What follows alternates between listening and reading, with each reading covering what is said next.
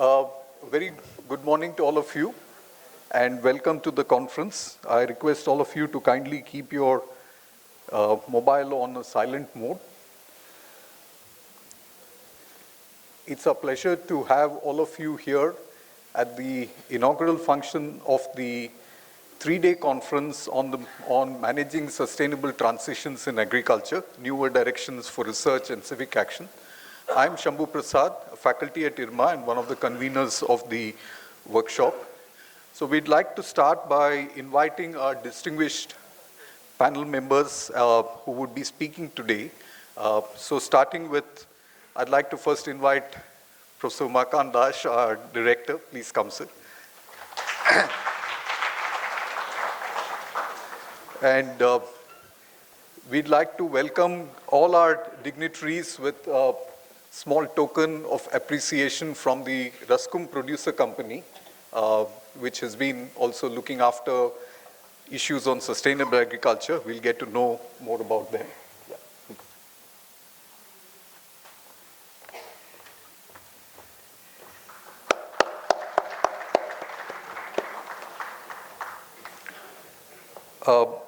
I'd like to invite our chairman, Shri Dr. Meenesh Shah, to kindly join us on the dais.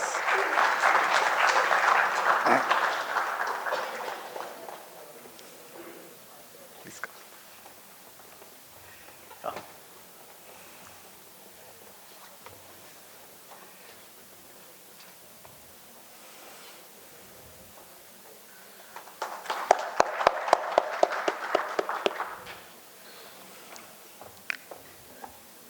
We have a set of speakers today, so I'd like to start with inviting Dr. R Vasavi, who runs an organization called Punarchith and has been the co-founder of the Network of Rural and Agrarian Studies, one of the co-organizers of this workshop. Dr. Vasavi, please come.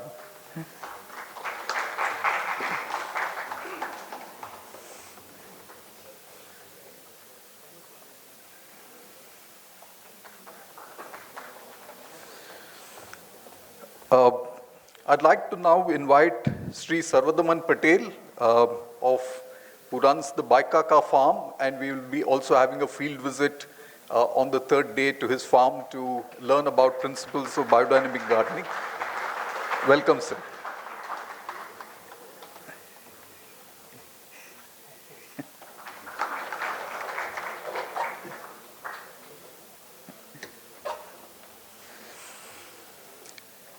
We are very happy to have Shri K Timbadia ji, the Vice Chancellor of the Gujarat Natural Farming Science University.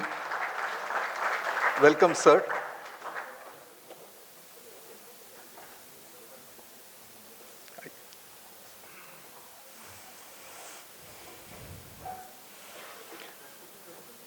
We'd like to welcome Shri Apporva Oza with the Aga Khan Foundation.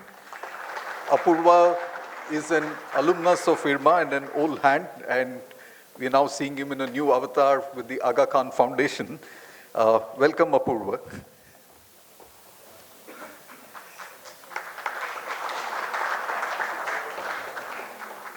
And finally, we would like to welcome Shri Bharat Bhushan Tyagi ji, a well-known organic farmer and the recent recipient of the Padmasri. Welcome, sir.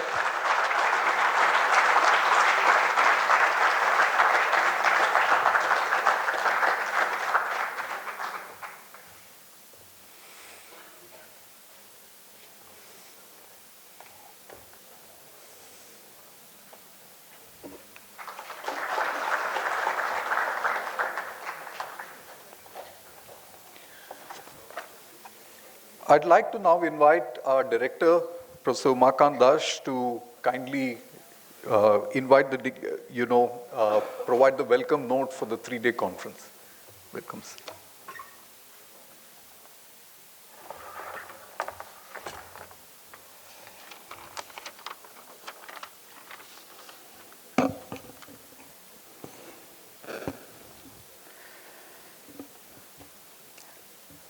Respected Dr. Vasavi, Punarchith and co-founder of NRAS, Network of Rural and Agrarian Studies. Dr. Timbadia, VC of Gujarat Natural Farming University. Shri Apporva Oza from the Aga Khan Foundation and proud alum of IRMA. Dr. Meenesh Shah, Chairman IRMA and NDDB. And Padmasri Bharat Bhushan Tyagi ji, Shri Sarvadaman Patel ji. We thank you for accepting our invitation and taking out your precious time to be part of the inaugural session. I welcome all the delegates and participants to the Institute of Rural Management, Anand.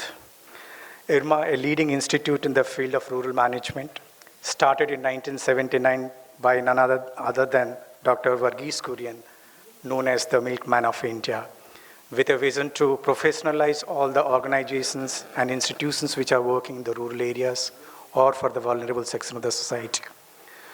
With more than 4,000 change makers, the alums, who are there everywhere in all the spheres of the sectors, and with collaboration with states from down south to north, east to west, and with all the leading cooperative sectors. This institute is marching ahead in its trajectory. I'm happy that IRMA is hosting the International Conference on Managing Sustainable Transition in Agriculture, Newer Directions for Research and Civic Action. I also congratulate Dr. Sambhu and his team members for putting the conference in a short span of time, and we acknowledge the contribution of NRAS and the Indian Institute of Technology, Delhi, for their cooperation, for being partners and collaborators in shaping important conversations facing Indian agriculture today. India continues to lead the world production of milk, Anand being the milk city, and millets, second in production of rice, wheat, and fruits and vegetables. The production of most of these commodities, though, is coming with an increasing ecological footprint and rapidly declining soil health and increasing input cost.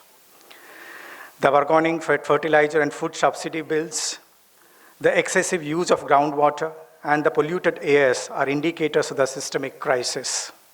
Therefore, a transition towards sustainability is not a fad, but a crying need for the India's small and marginal farmers and consumers, requiring significant changes in the way we look at the food systems. Transitioning towards an agroecological paradigm requires research that goes beyond traditional and conventional academic discipline boundaries. Engaged forms of multi- and transdisciplinary inquiry requires investing in a participatory and co-evolved processes. Building on the work of NRAS in exploring alternate paradigm on agriculture, beyond productivity and populism, and IRMA's small farm income project spearheaded by Professor Sambhu Prasad that looks at farm income from the lens of civic action and sustainability. This international conference seeks to build a network of scholars and development practitioners focusing on sustainable transition in agriculture. Internationally, there has been active networks and research platforms exploring the nuances and contours of sustainability transitions and its different dimensions. This research across innovative niches, regimes, and landscapes has recognized the need for both technical and social innovations and even social movements to aid this transition towards sustainability in agriculture. The MST 2023 conference seeks to deepen conversation across disciplines and actors on various processes and practices to enable better articulation of a new paradigm for agrarian change in India that is both socially and ecologically valuable. The response, I was told, was magnificent, with almost 108 papers from 82 institutions across 8 different tracks. Interestingly, nearly 45% of the papers came from outside the academia, from development practitioners, civil society organizations, and few think tanks. Over the course of the next 3 days, the conference participants would discuss, deliberate, and debate various issues confronting Indian agriculture, and importantly, have an opportunity to learn through 4 carefully curated panels on sustainability and tribal agriculture, women farmers, research directions in agroecology, and scaling options for natural farming and agroecology. The over 115 registered participants belong to 75 institutions, and we are happy to have such a diverse audience at IRMA. I do hope that the serene atmosphere at IRMA will help forge newer collaborations on a topic of greater interest in India today. We began these, I remember this particular seed was sown during our centenary celebration of Dr. Varghese Kurian, and it took almost 3 years to what we see today.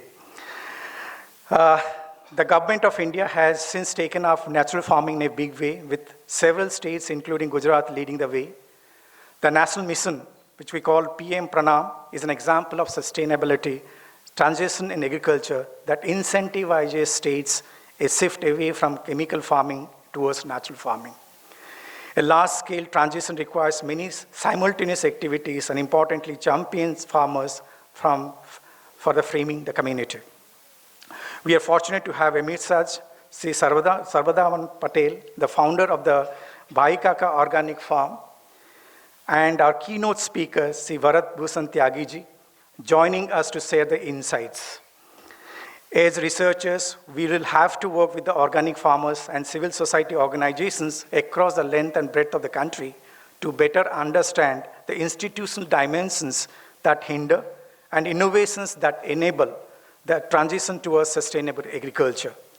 I hope the conference will not only throw up interesting insights and research ideas, but also help forge greater collaboration with natural and social scientists on the one hand, and the academic development practitioners, farmers, and civil society organizations on the other. IRMA has been at the forefront of shaping newer ideas on cooperatives, natural farming, resource management, rural livelihood, producers organizations, social enterprises, to name a few domains. And I hope the conference will help attract greater interest in these important fields. I would like to thank the Ford Foundation for this consistent support that made this conference possible, and hope that all you have a fruitful time over the next 3 days. Thank you very much.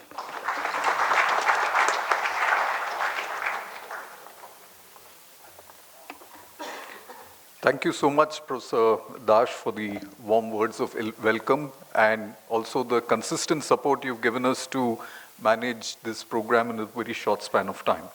We'll now move to the next part of the program today, which is we're going to have 2 small launches of the kind of work that has been happening before the conference. So we would like to start with the book release or a compendium of blogs, and I request all the dignitaries to open the volume that you have in your kit. And I also request all the people who have contributed to this, Abhishek Saxena, Shubha Kadke, Ankit Kumar, Saili Dongre, Minhaz Amin, Anish Mohan, Asmita Chaudhary, and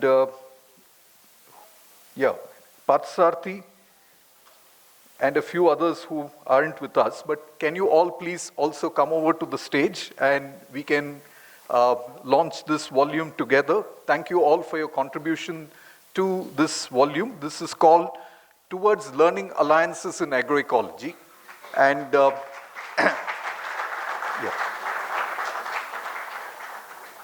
Min, please come, please come. Aditya?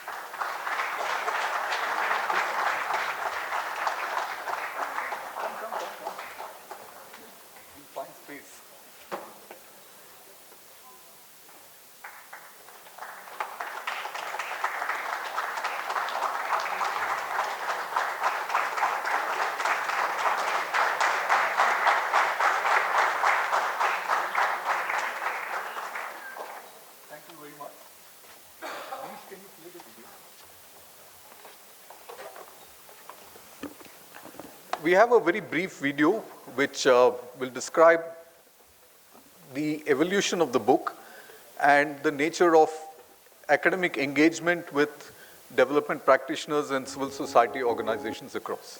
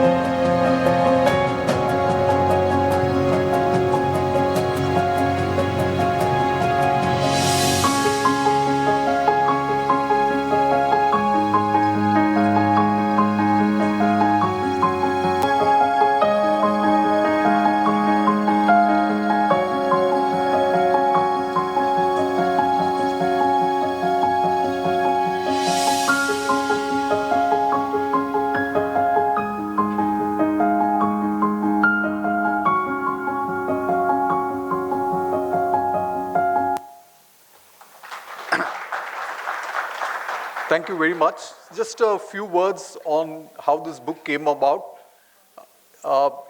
In the last 2.5 to 3 years, I think the team has put together about 93 blogs. And it started off during Corona when we were planning to do a lot of field visits, and it so happened that none of us could travel. We were planning on a book which Dr. Kanitkar will be talking about later, that was on farmer-producer organizations.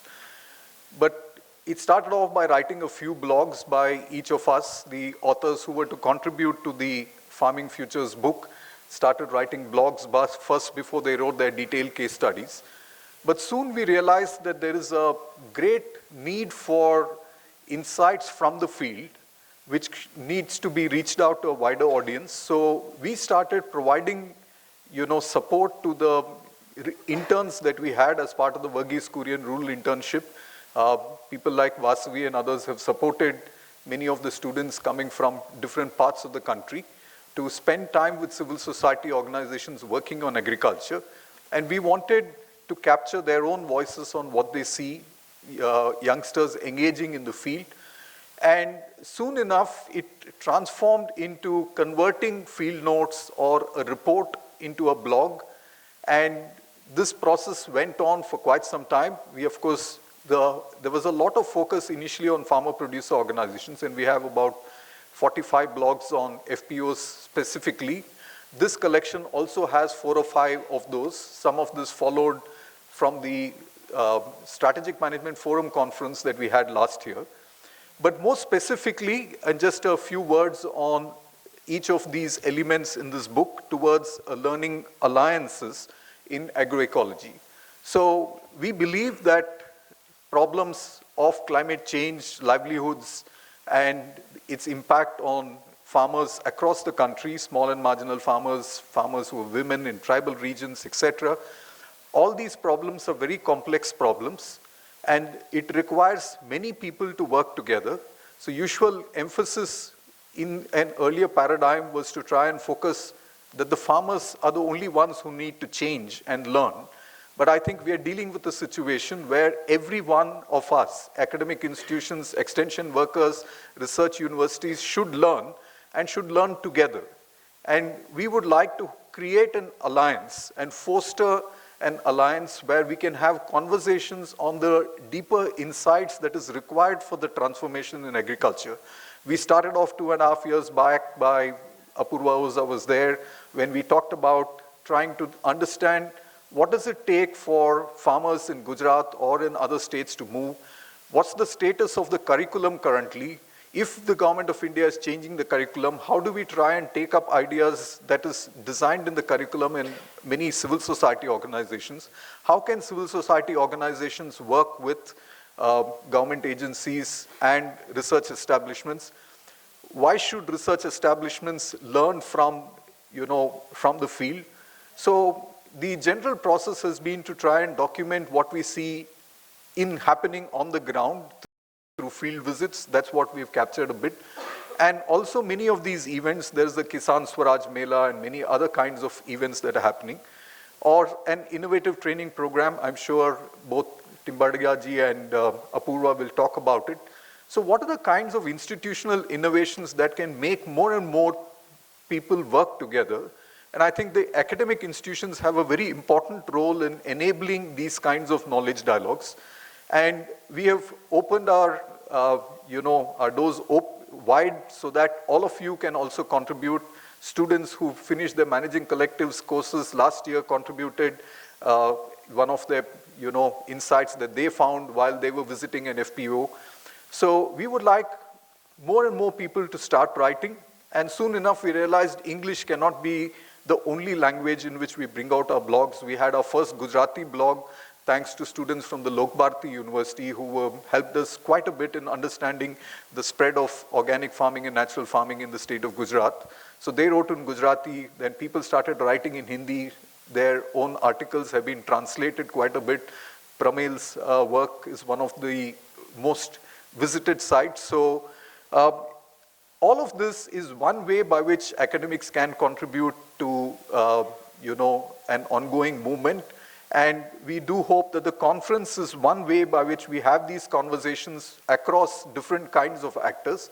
And the book is an invitation to all of you also to contribute to future blogs so that we come out with greater insights on how do we take agroecology forward.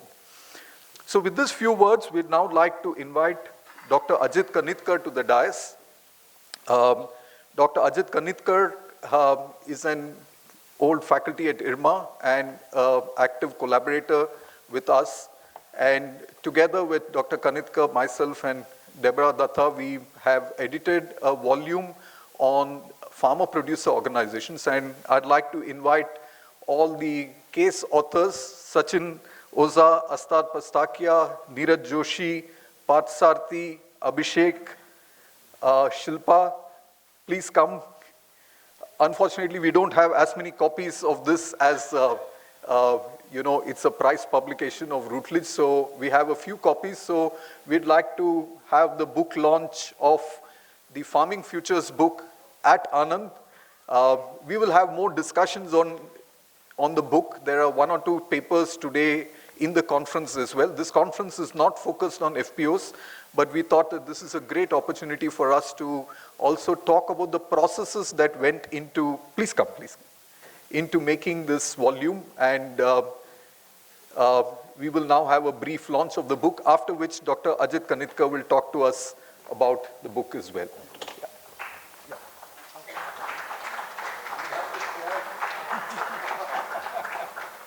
Here is one. There's one here. Yeah, so can I request all of you to kindly hold the book? I'll hold it. Yes, yes. Shilpa, you would like? Shilpa,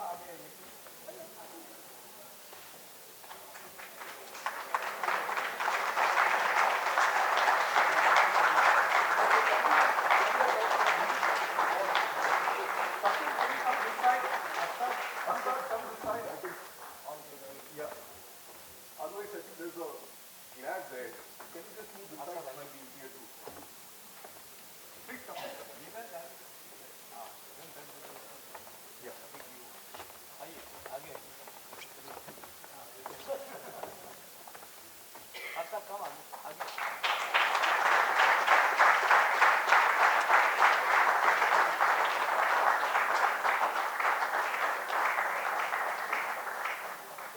Thank you very much. I'd like Dr. Kanitkar to talk to us briefly about this book. Ajit, over to you.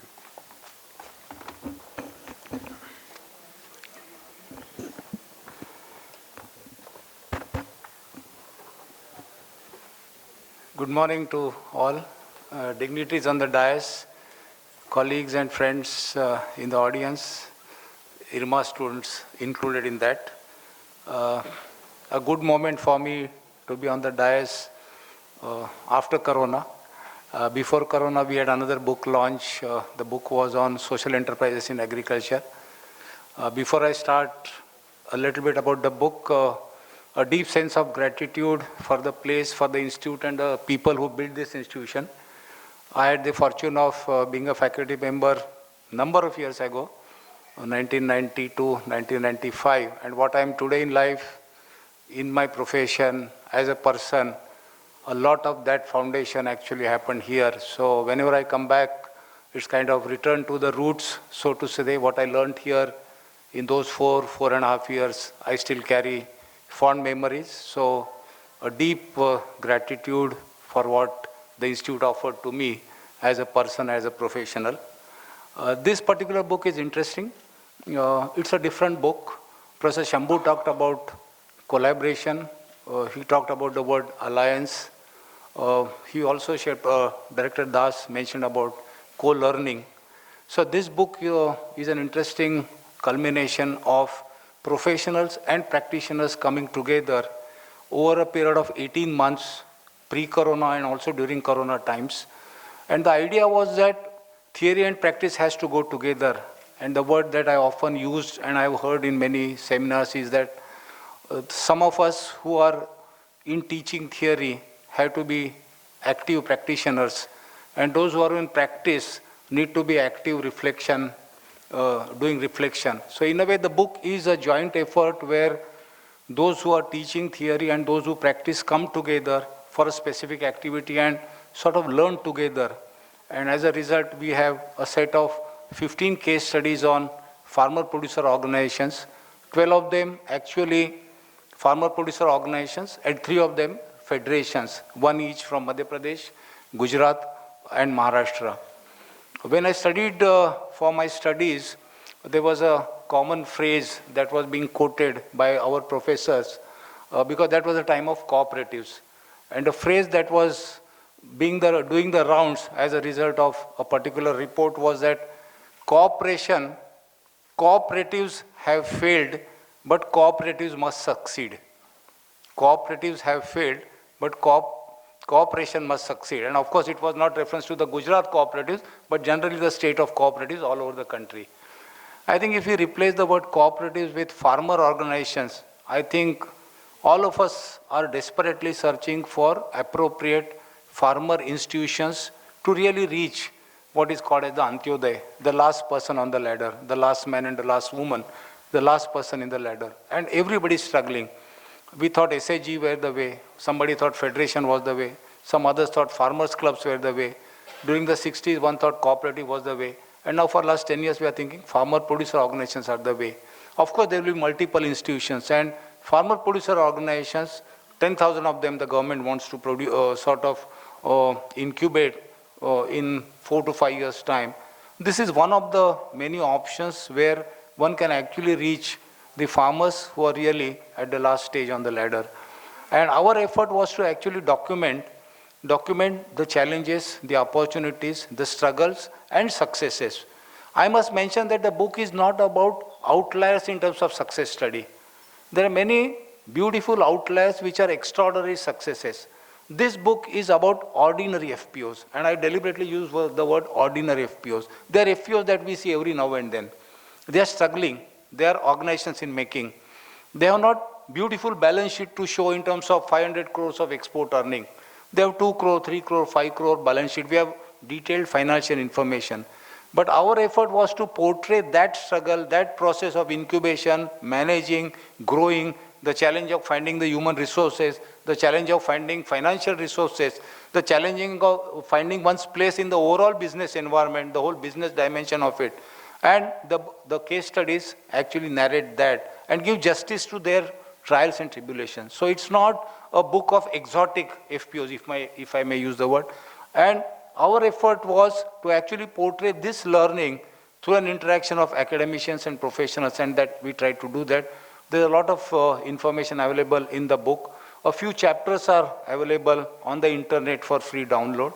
And our effort is that through this particular journey of co-creation, we will generate that knowledge which is actually used both by practitioners and by academicians. My last, I've been given a few minutes, and so my last point is that when I taught here, we had a beautiful concept called faculty-student collaborative research, where students and faculty spend time in the field. And transition is the theme of today's conference. Everybody is talking about IA, machine learning, deep learning, and so on and so forth. So I think Indian agriculture, the new form of IA, Indian agriculture is also in transition, and I think this is the right time for IRMA. Director Saab mentioned about 43 glorious years of IRMA. I think these PRM students, I'm deliberately addressing them beyond the book. You are the Amrutkal PRM batch. If you may like to cherish your batch as PRM 43 or PRM 42, you are actually the Amrutkal PRM. So probably 10 years, 20 years, 30 years down the line, when you look back at Indian society, Indian agriculture, what you got in IRMA, I think that would be the time to really say that, okay, this is what we contributed. And therefore, like Industry 5.0, I think IRMA also needs IRMA 5.0, and IRMA 5.0 for IRMA PRM Amrutkal batch for a new agriculture which is in transition. So thank you once again, a deep sense of gratitude to the Institute, and I will be looking forward to the conference.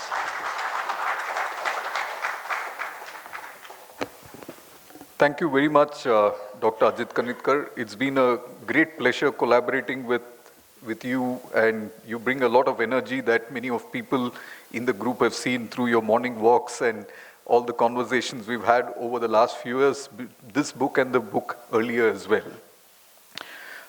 We now move to, brief addresses by our dignitaries on the dais. I'd like to start with inviting Dr. A R Vasavi, who retired from the National Institute of Advanced Studies a few years back, has been the founder of one of the founders of the Network of Rural and Agrarian Studies and runs an organization called Punarchith. So she'll be talking to us about agriculture in the time of 3 emergencies. Over to you, Dr. Vasavi. Thank you. I'd like to first congratulate Shambhu Prasad and all the wonderful IRMA team for putting this gathering together, which has brought so many of us from various parts of India and including other parts of the world. I think we are here together to think about pathways towards what we think should be the challenge to the dominant model of industrial chemical agriculture and all the depredations that it has spread across the world, not only in India. But as we do this for India, I'd like to call attention to 2 issues, which is the need for us, even as we think about transitions towards sustainable models, to think about those models as not a singular model or in a singular form of agroecology, but towards that of multiple types of agricultures. Because if you look at history and if you look at, and I know many of you as researchers have already recognized this and you all will be explicating this over the 3 days, is that it is the diversities of agricultures and the viability over many centuries that really is the strength of our nation. To look at this then, to retaining this diversity and then in some ways scaffolding it in the contemporary times, I'd like to flag 3 emergencies which are very important, in which all agriculture either has a practice or the system of agriculture, the social, political economy that needs to support it, needs to be highlighted, or agriculture must be contextualized in addressing these 3 emergencies. These are the emergencies of inequality, the emergency of the erosions of democracy, and of course of global climate change or global warming, which is relevant for much of the world. So in the context of India, we know that the emergency of inequality has been highlighted more recently, but the extent to which even in the post-COVID phase, we have the fact that only a few hundred families or so own something like 60% of all the resources and of capital in India, whereas a large mass don't have access to even basic resources. In the context of rural India, this is much more exacerbated, where we know that large proportions of people don't have access to land at all, and it is only new policies and programs are helping a few farmers to emerge not only consolidating their land holdings, but to emerge as what are called agri-entrepreneurs, who in turn are also emerging as regional satraps and determining our political system. A large number of people, and I know that many of you are familiar with this, is that the landless majority and the small and marginal farmers have been excluded from these gains to resources. So new agricultural practices and policies need to recognize the need to center the needs of small landless farmers and of small and marginal farmers, to recognize them not only as farmers but as, and going beyond this rhetoric of increasing incomes only, to recognize that to do that would be to enable access to resources, which includes not only land, but also water, but also access to new forms of knowledge and to market and to even capital. And therefore, it is the new kinds of the production units that include landless, small and marginal farmers that would have to determine or influence the new kinds of agricultures that need to be promoted. The second kind of emergency that which we need to look at very significantly is the erosion of democracy across the world, very well documented not only in the rise of autocrats, but of authoritarianism. And for us, the most peculiar situation in India is in which it is electoral democracy-based authoritarianism that is on the rise. This has been detrimental to rural India, and many of us who've been studying rural India have noticed that over the past 2 decades, it is the completely anti-democratic policies for rural India, especially agriculture, that has been devastating, expressed not only in the rising numbers of suicides which continue, but in policies that are promoting corporatization of agriculture. Despite the strong resistance and the official withdrawal of the 3 farm laws, we know that indirectly corporatization and therefore consolidation of holdings into mega structures is continuing. And all kinds of alternatives to agriculture then need to address this to make agricultural policy not only democratic, but to decentralize it to regional levels, to be much more representatives of the different kinds of farmers that we have across India. The final kind of emergency that we need to recognize is that of climate change, which many of you know is now expressed not only in unseasonal rainfall, which is devastating, especially for crop production, but also rising temperatures, extreme and adverse events of floods and cloudbursts, and also the increasing periodicity of droughts, all of which are having a significant impact on our food production.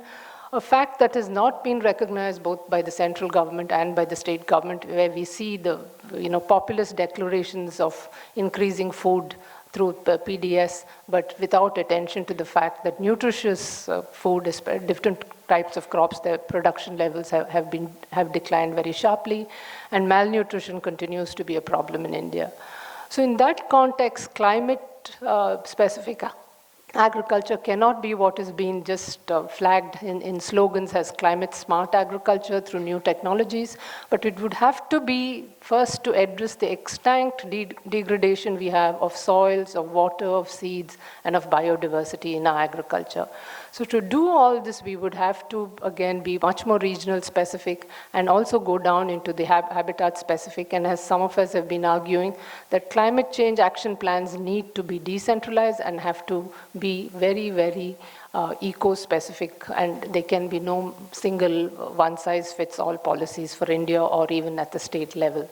So these are the 3 emergencies that need to be reckoned with in charting our collective, literally plowing new pathways towards sustainable agriculture.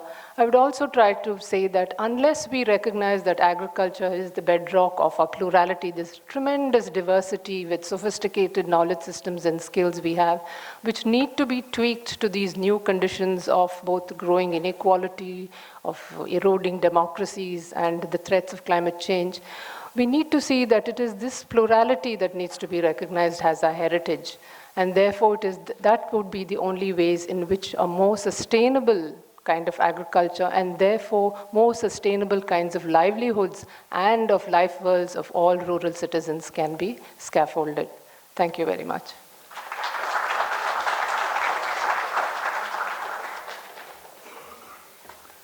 Thank you so much, Dr. Vasavi, for covering a very vast ground in a rather short span of time and highlighting the the broad contours around which collective initiatives have to root themselves. And any process of agroecology has to reskill farmers and others, build coalitions, strengthen democracy, and of course work towards a better climate.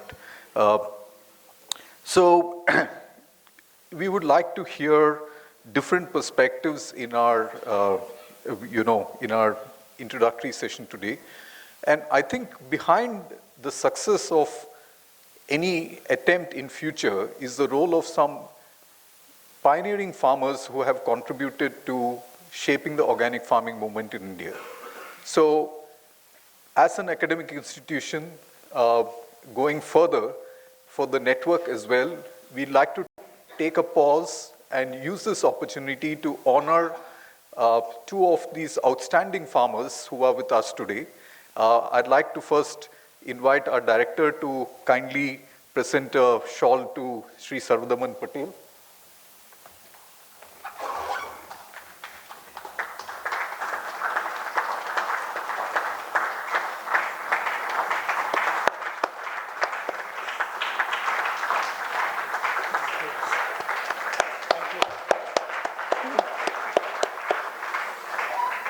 And I'd like to invite the chairman of NDDB and chairman of IRMA to kindly felicitate Shri Bharat Bhushan Tyagi ji.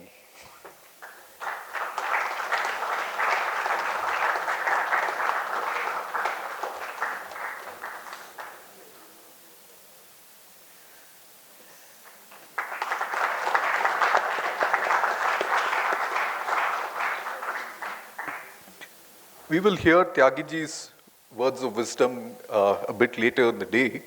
But we'd like to now invite Shri Sarvadaman Patel, who runs an organic farm called the Bhaikaka Farm, and every visit that we make to this place leaves us inspired and connected with the, the processes and nature, and it's always been a pleasure to interact with Sarvadaman ji. So, Sarvadaman ji, we would like to talk about a bit of your experiences as the farmer as an experimenter and the kinds of innovations that are necessary in agroecology. Over to you, sir.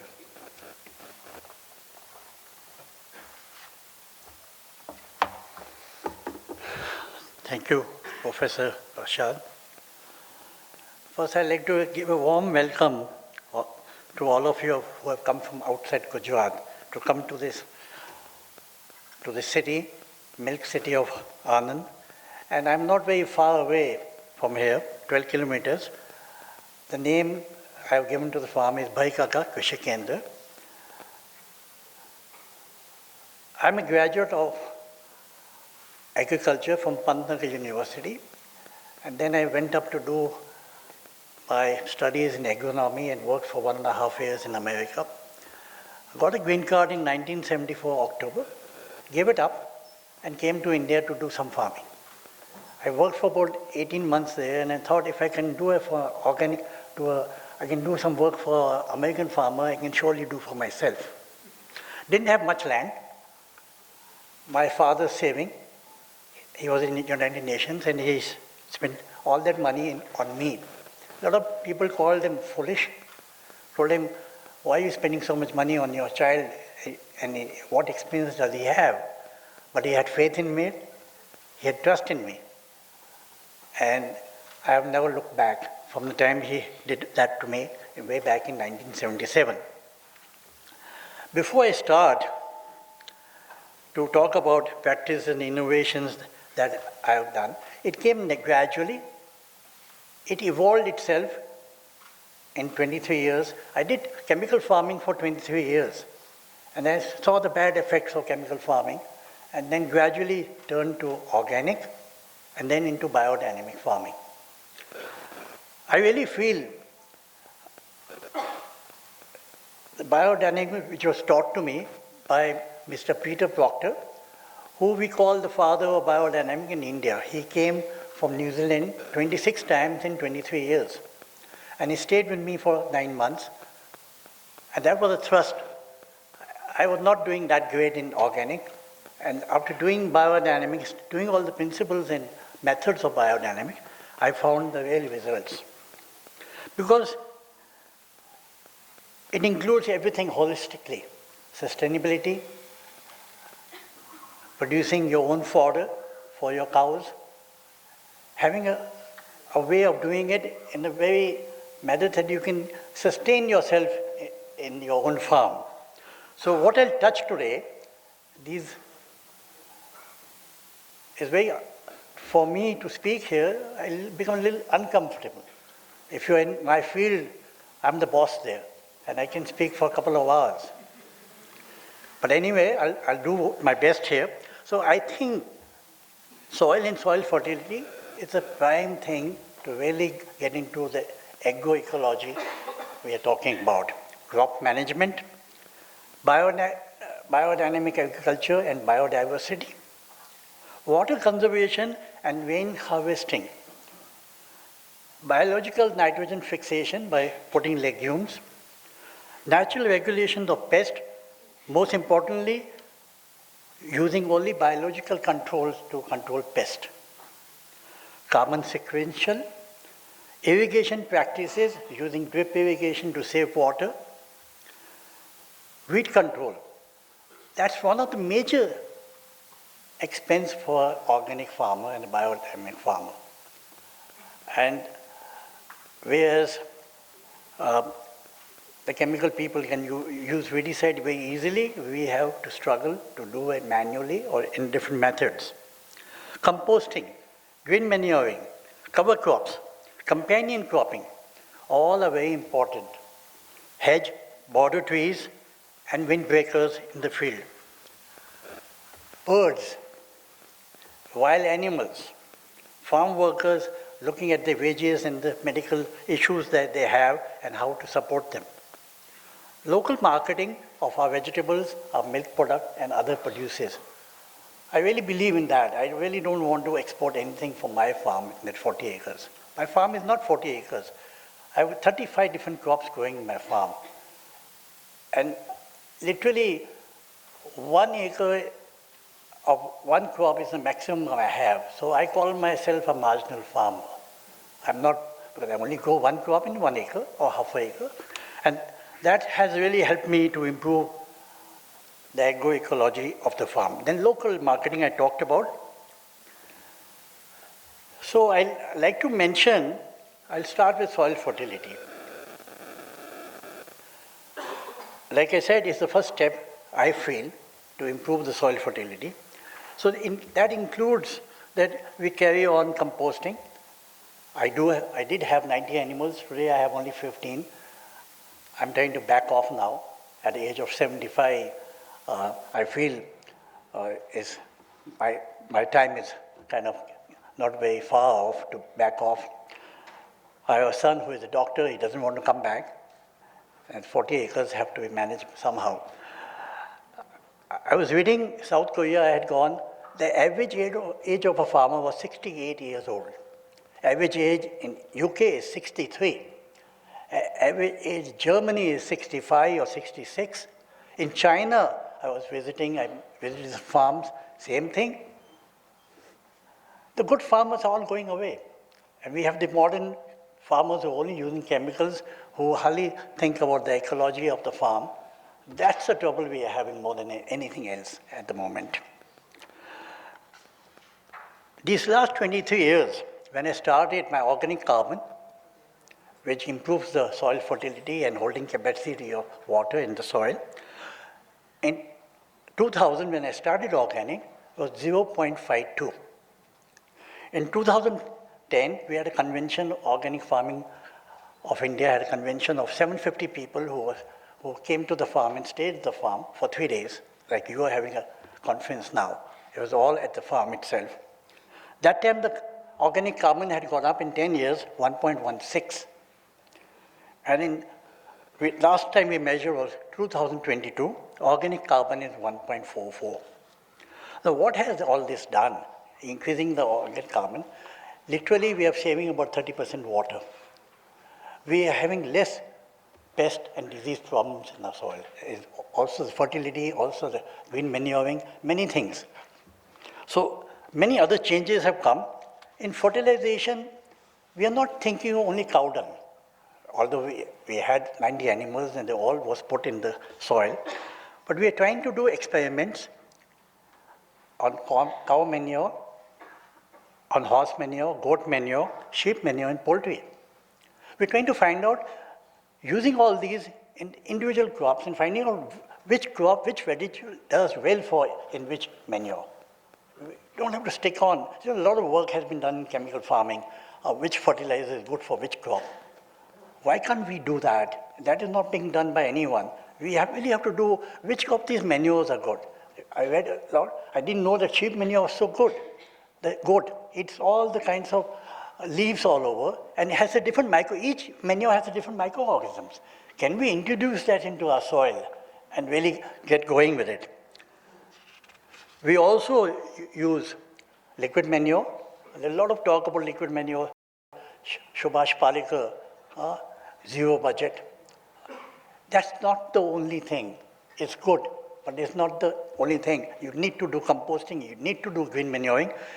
Each gets a different microorganism to the soil, and we need all of them. They're just helping us. Then fertilization, like in chemical, we also do split fertilization. We're making from the shrubs and all that biochar, which is in some way helping to maintain the soil moisture and the organic carbon, azolla production to give to the cows and the poultry. So these are all important factors in soil management. Now, crop management, we have approximately 25 to 30 crops at any time of the year. And that's the diversity that we need. We're not only looking at the diversity in the soil, but we're also looking at the diversity above us. And that is helping so much. We also sequence our crops. Literally 10 months in a year, you can get sweet corn in my farm. So it's a sequential. My farm sends all the vegetables to Baroda about twice a week. And we also have a portal which we supply to National Dairy Board and IRMA and Amul and other people in Vadavinagar. So that is also important that we are doing and marketing in that way. Rotations are all followed through the biodynamic I mentioned is a very holistic view of doing things. The plant, animal, and environment is all got together and doing its sustainability, and that has helped a lot. My guru or my mentor, Mr. Peter Proctor, he would say, biodynamic farming makes organic work. A lot of people saying organic is not working, the production has gone down. But if you really want to maintain it, you really want to go on, you've got to do biodynamic farming. Water conservation. We have tried to conserve literally everything that rains. A couple of years back, we had about 58 of inch of rainfall, and we could save the entire 58 except for 15 minutes of water there was runoff. That means each plot is bundled with 1 acre each or half an acre, there are trenches all over. We don't want to lose any water, rainwater, zero TDS water. We are using the water from the well, has some salts, and they're accumulating in the soil. How are we going to wash it out? The earthworms are doing their job, but we also want the rainwater. 1 inch of rainwater in 1 acre is 1 lakh litre. And we need to do that. The small farmers need to do that. We don't want any runoff to go to the rivers and the oceans. We want that top 1/8 of an inch of the soil is the most fertile, and that we are losing. That has to stop. All legumes that we plant, we are seeing that we mix a rhizobium culture to get the maximum nitrogen fixation and more nitrogen. Natural biological control. In Anand University, we had a professor, Dr. Yadav. He worked for 32 years in biological control. And I was just talking to him. I got him to the farm a couple of times. He is a regular visitor. And he is telling me 90% of the insects are beneficial. Only 10% are harmful, are predators. And he said, if we just leave them alone, get a ecology of the forest, or get a farm ecology, you will hardly have any damage. That's the biological control. I got him into the farm. He took an hour to visit all the plots, seeing what he could find. And he came out with his magnifying glass and he said, Sarvadaman, you got everything in the farm. We don't need to give you from the lab. The lab beneficial insects are not going to work for you that well as you have done it well. Okay? That's his. So, two things, I feel. Getting a diversity of the crops. Second, improving the soil. If the insects do come, the latest study is the insects, when they do bite, they're biting the feeble plants which are not doing well. Also, something wrong with the soil. Can we improve our soil? Can we get the organic carbon? Can we have a reflectometer showing a reading of 10 to 14 and you will not have any pest attack? And we, just to tell you, for last 8 years, we have not sprayed any botanical or herbal pesticide to my farm. We do have pest, but its damage is 4 to 5%, which is acceptable. Why do we have to put all this pesticide or herbicide to the soil and destroying the microorganisms? Weed control is one of the difficult things that we also have trouble managing it, because we can't use herbicide in organic. So there are three things that we are doing. One, to control at a very early stage of 2 to 4 leaves. Second, turning the farmyard manure or the compost 2-3 times before it goes out of the field. Also adding neem cake or bone meal, which heats up the compost and kills the wheat seed which have been remaining there. Third, applying compost. If we are doing green meal, we apply the compost before we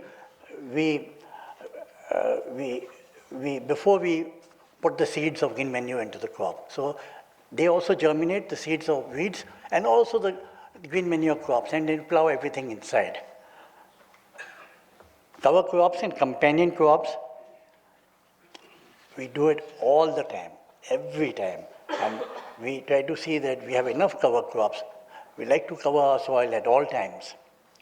Hedges and borders, trees and windbreakers. Hedges are important. The birds, in the mid-afternoon, they like to have a siesta there, like I like to have a siesta in the afternoon. Same way, the windbreakers. The wind which is coming at strong velocity is blocked, and that evapotranspiration is minimum when we have these windbreakers on the borders. We're doing that. Birds. When we started organic in 2000, my wife is a vivid study on birds. She had counted about 20 species coming to the farm. The last count of last year, she keeps going, she had 82 species in the farm. And they come and go. They're not there all the time. Some come in the winter, some in the summer. And there's a saying within the birds, if you want nutritious food, a biodynamic food, go to Bhaikaka Farm, PKK. You have easy, there's no visa permission required. You have a housing also free, and the water is ample there. Now we'll touch the last subject, the wild animals. Agroecology accepts or wants the wild subjects, but I'll tell you what is the drawback that we are having now. Monkeys. From all 4 sides we have monkeys. And what are they fond of? They're fond of the sweet corn that grows through the air. They're fond of papayas, the pigeon pea, and assorted vegetables. They like to have the 4 or 5 course lunch every day. That's the monkeys that we have. Wild boars. These are normally they come normally in the night, enjoy their favorite meal, potato, elephant yam, calocasia, and roots, and of course millions of earthworms. However, they say, we are digging your soil, you don't have to plow. But they don't believe in minimum tillage, which I believe. Parrots. They come from a small township, Vallavidhyanagar, not very far from here, where the Sardar Patel University is located. They take a direct flight, which is 7 kilometers, to my farm. If you come on the road, it's 12 kilometers. They like, again, sweet potatoes, pigeon peas, the heads of wheat. This town, Vallavidhyanagar, was set up by my grandfather. In 1946, he did all that. And I'm sure he didn't visualize that these parrots will harm his grandson to grow good vegetable crops. Then we have the peacocks. If you come, you see peacocks, you'll be, oh, how nice. It's not really nice for us. They nibble on my alfalfa, which is 24% protein, meant for the cows only, but they like to have it. And when they nibble, when this just growing, it's a loss of the crop. So I have to be very careful about that. And of course, the mangoes. Recently, I got some 100 chicks from the Anand University, 1 day old. I kept them. I saw that everything was tight and good. They dig a hole, went in, ate all 100. In 1 day, 1 day old, they ate it in 1 day. They didn't want to waste time.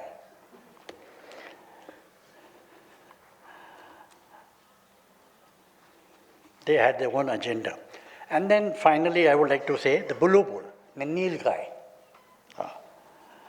They come again in the night mostly. They relish the green manure crop, sun ham, oats, and of course the guava. They love that also. They can jump a fence of 6 feet.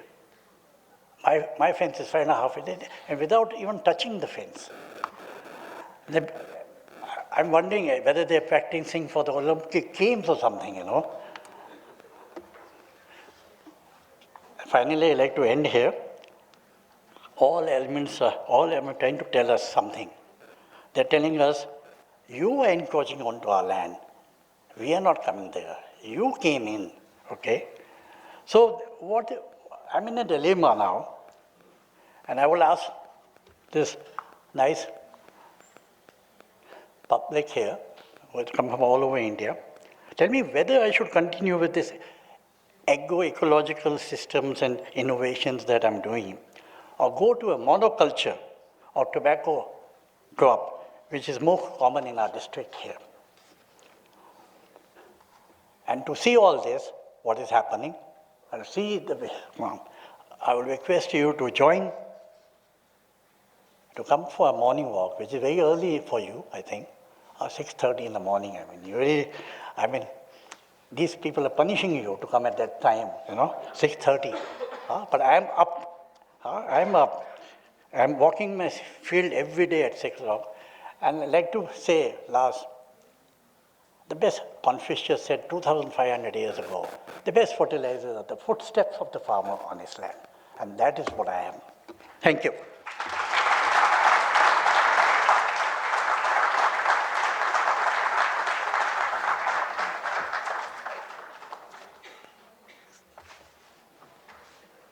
Thank you so much, sir. We're just reliving our times visiting your farm, and a warm invitation from your side to visit and see what all that you spoke of and the kinds of innovations and experimentation that's gone behind it. I'd like to now invite the Vice Chancellor of the Gujarat Natural Farming Science University, Dr. Timbadia, to share his insights. This is the first organic agriculture university in the country. And Dr. Timbadia, you do have a presentation which we can share with all the participants a bit later, but over to you, sir. Thank you. Namaskar to all of you.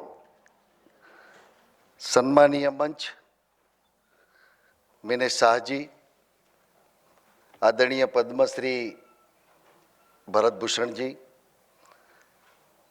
Sarvadaman uncle, doctor AR Vasavi madam, Apporva Oza ji, and Umakant ji, and all of you gathered here for, I think, 3 days. I am coming from Gujarat Natural Farming Science University. You are hearing first time the name of the university. Sarvadaman uncle is very know about the Organic Agriculture University, which was established in 2017 in Gujarat, and after the period, now we have renamed our university Gujarat Natural Farming Science University. As you know that the conference title is very, very relevant to natural farming. And we all of us very proud because here proven farmer as well as many youngsters over here to learn and to know about the natural farming. Friends, Gujarat Natural Farming University is established in 2017, located in the Panchmal district in Halol Taluka in Jambudi farm. Today, 23 hectare lands allotted to university. Our building construction is going on, and all the lands we have made clear and now under cultivation. We have started experimental side on university farm. I think I have to say about the teaching the natural farming is not only confined to research and extension, but we know we are Indian knowledge system. So Gujarat government has prepared BSc Natural Farming syllabus. ICR has formed a committee for preparing national natural farming syllabus for PG courses, and my university has recently formed for a PhD in a natural farming discipline. So all of you might be aware about the education system. Now we are going to start from coming year, and respected stage, I also share some my ideas about the approval of state level committee, that now farmer will also get degree of BSc Natural Farming from this university. We are going to start BSc Natural Farming for the farmer scientist has already started in the Andhra Pradesh, and natural farming is proven in Andhra Pradesh, Himachal, Haryana, and now many farmers of the Gujarat have started natural farming. Sarvadaman Kaka also said about the cow. Cow, you know, in Yajurveda, Kasya matra na vidyate, gostu matra na vidyate, यानी कि ये धरती पे जो कोई अमूल्य चीज है तो गाय है. गाय के गोबर और गाय के जो मूत्र से अपना सॉइल एनरिच करने की जो नेचुरल फार्मिंग में बीजामृत, जीवामृत, घन जीवामृत, और सर्वदमन अंकल ने भी बताया कि मिश्र क्रॉप से लेके बायोडाइवर्सिटी, लाइव हेज, बहुत बड़ा इंपॉर्टेंस ये प्राकृतिक कृषि में है. सर्वदमन अंकल ने बताया 90% insects are predator.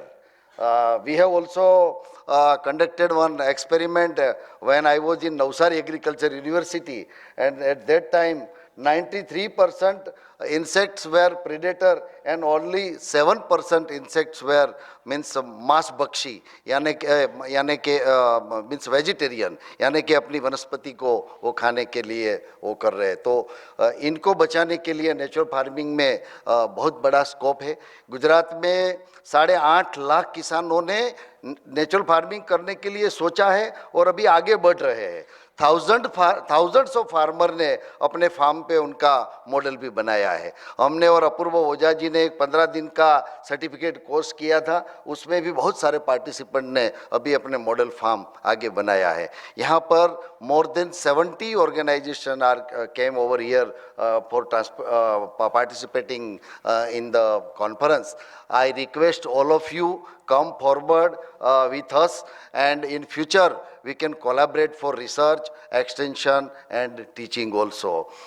Today all scientists means हमारी टीम तैयार हो गई है. अभी तक सर्वदमन अंकल मैं सोलो वाइस चांसलर था, 1 साल से अकेला ये यूनिवर्सिटी में काम कर रहा था, लेकिन अभी हमारे साथ टीम जुड़ गई है। संशोधन नियामक यानी कि डायरेक्टरेट भी हमने शुरू कर दिया है और बहुत सारी ऑर्गेनाइजेशन के साथ हम कन्वर्जेंस के माध्यम से आगे बढ़ना चाहता है। यहाँ पर IRMA के चेयरमैन साहब को भी मैं बताना चाहता हूँ कि 1 साल तक हम यहाँ अभी आनंद में हमारी हेड ऑफिस रहने वाली है। 1 साल के बाद we will move to the Halol and वहाँ पर हमारा इंफ्रास्ट्रक्चर भी तैयार हो जाएंगे। तो IRMA भी हमें थोड़ा सपोर्ट करे, खास करके ये ऑडिटोरियम हॉल देख के मेरे को बहुत खुशी हुई। तो बहुत सारे किसानों के लिए हम यहाँ पर कार्यक्रम ऑर्गेनाइज कर सकते हैं। बात तो ज़्यादा कर सकते हैं, लेकिन रिसर्च की आज जो ज़रूरत है, वो प्रमाणन की जो ज़रूरत है, उनके लिए हमारी यूनिवर्सिटी ने अभी सोचा है कि भी जो किसानों ने उसमें सक्सेस पाया है, खास करके पालेकर जी ने जो प्रोटोकॉल्स दिया है, आंध्र प्रदेश ने भी वहाँ और भी प्रोटोकॉल डेवलप किया है, वो protocol on farm input preparation का है। आज हम सब जानते हैं कि 3 लाख किसान खेती छोड़ के और व्यवसाय में जा रहे हैं। तो ये किसानों को भी अपने साथ रखने का और किसानों के लिए इंटरेस्ट पैदा करने के लिए कैसे कॉस्ट हम कर सके, कम कर सके, वो आज हमारे लिए एक चैलेंज है। उसमें हम सब आगे बढ़े। और बाकी आप सब लोग जानते हैं why need of natural farming, जो बीमारियां और जो लाइफ अपना स्पान जो कम हो रहा है, बहुत सारी चेतावनी भी हम मीन्स हमें मिल चुकी है। यदि हम जो आगे देखेंगे नहीं तो बहुत सारी मुश्किलें आने वाली है। तो इसमें से बाहर निकलने के लिए भारतीय परंपरागत जो कृषि है, जो गाय आधारित जो खेती है, जो नेचुरल फार्मिंग का प्रोटोकॉल डेवलप करके हमने जो उसमें कुछ पाया है, सक्सेस हुए हैं, उनको हमें आगे ले जाने का है।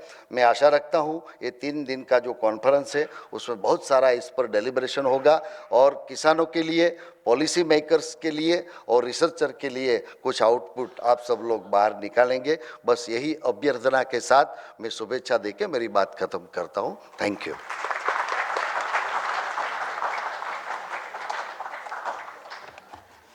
Thank you so much, Timbadia ji, for sharing the developments of the Gujarat Natural Farming Science University. We will share your presentation with all the participants, and thank you also for the invitation. Now that the infrastructure and the human resources are in place, we look forward to visiting and collaborating with the Gujarat Natural Farming Science University.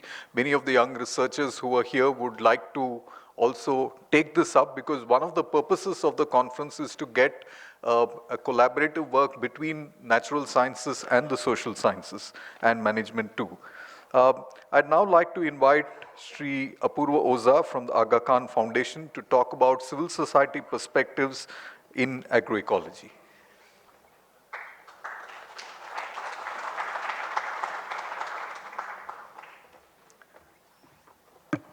Bharat Bhushan ji, Sarvadaman Bhai, Dr. Vasavi, Dr. Meenesh Shah, Dr. Das. This whole agroecology approach, natural farming approach, first of all, this thing has many names, right? Regenerative farming, natural farming, agroecology, there's a lot of names, and it's part of the problem. So it owes its existence, and I'm a very proud part of civil society. And if you look at how this whole approach has evolved, you see a very, very major role of civil society in taking this to this level where it is shaping national policies, it's shaping market forces, it's shaping everything. And it all started from individuals like Sarvadaman Bhai, Bhushan ji, and my favorite organic farmer, Kapil is here in the audience, the pioneer in Gujarat. These are people who shaped this movement, who had the courage when nobody else had the courage to do something different, where everybody called them silly and absurd and irrelevant 30 years ago, where climate change was not a word, where agroecology was not a word.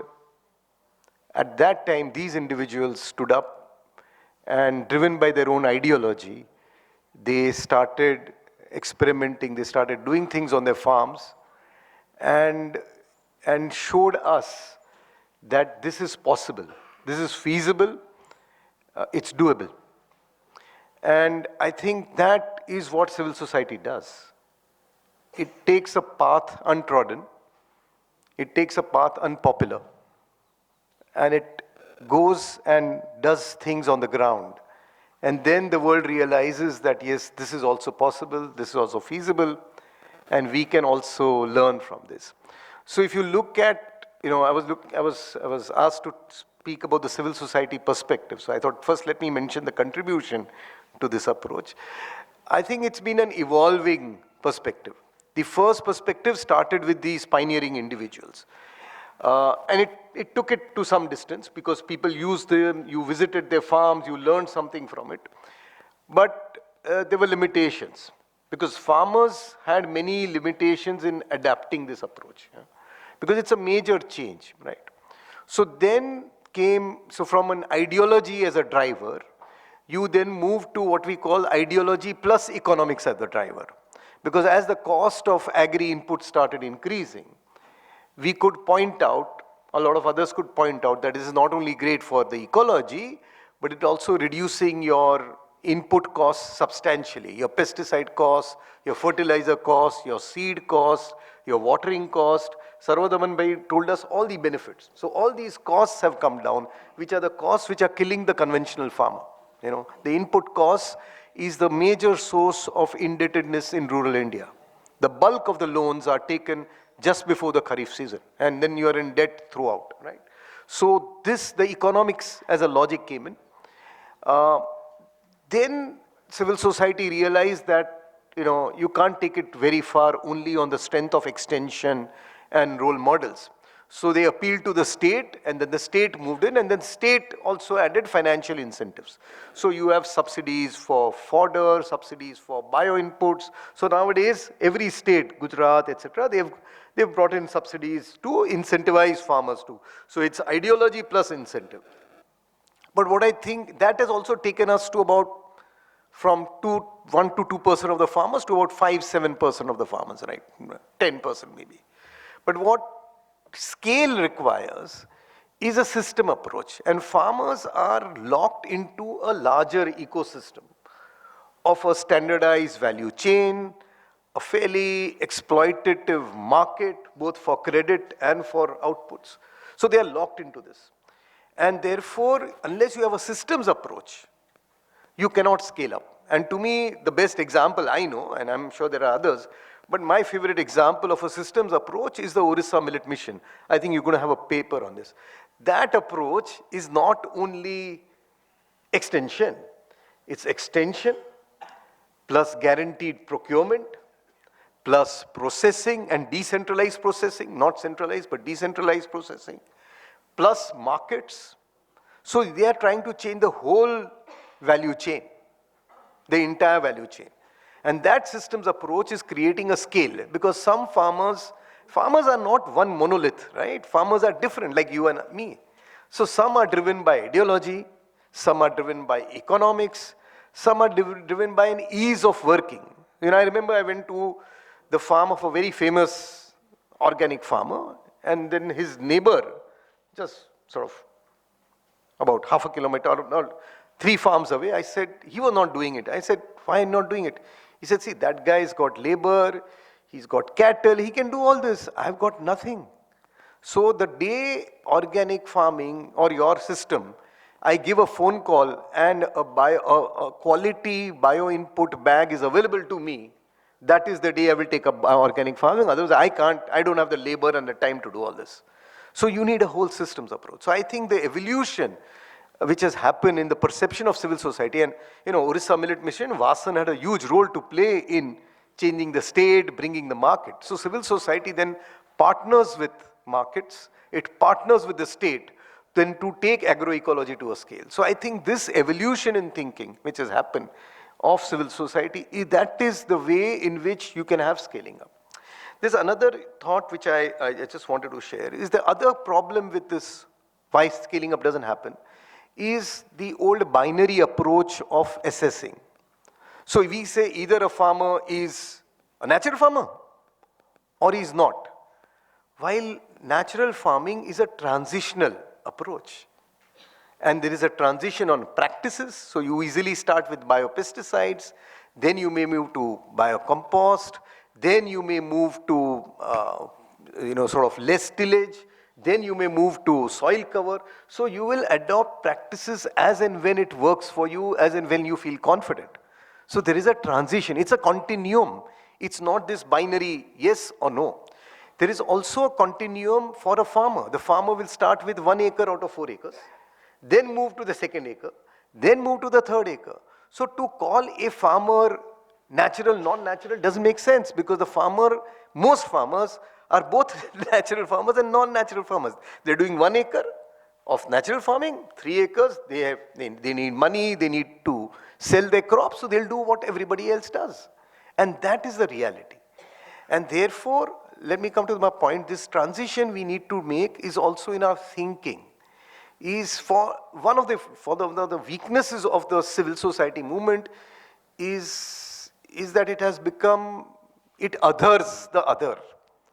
So what it says is, we the natural farmers, or we are the pure people, right?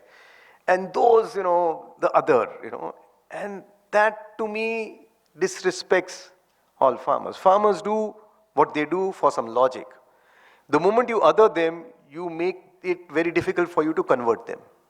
But if you understand why they are not doing what you think should be doing, that is the first step. That respect and that understanding, that is the first step to addressing the challenges and then getting them to transit. So I think this is a major challenge to me for the scaling up issue, is to adapt a systems approach and to adapt a inclusive continuum approach. If you do this, then there is a hope and there is a potential for scaling up.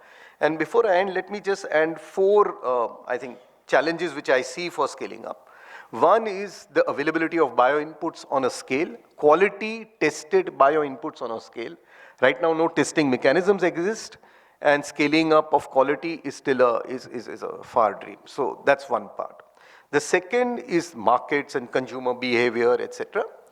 Raskum should be selling in every Amul parlor. It should not be confined to one conference hosted by IRMA. Millets should be. The third is the adoption of an overall systems approach. And the fourth to me is also evidence-based extension, because I've gone to too many natural farmers who are saying, listen, you've given me this biopesticide, when am I supposed to spray it? What is the quantity? What is the dosage? What works for my crop? I want to do this. So the specificity, the granularity, it's not enough to say do biocompost or biopesticide. For every farmer, every crop, every season, they need details. And unless these details are available, farmers will not adopt. And for that, you need to collect evidence, which is very granular. So once that is there, then I think these challenges of scaling up will be done. Thank you.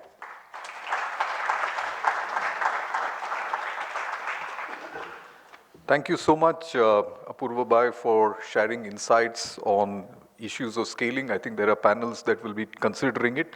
And you raised this important point on the need for transitions in thinking, which is the point on which I would like to now invite Shri Bharat Bhushan Tyagi ji, who will talk to us about these ideas of the importance of thinking in this whole process of moving towards a new paradigm for sustainable transitions.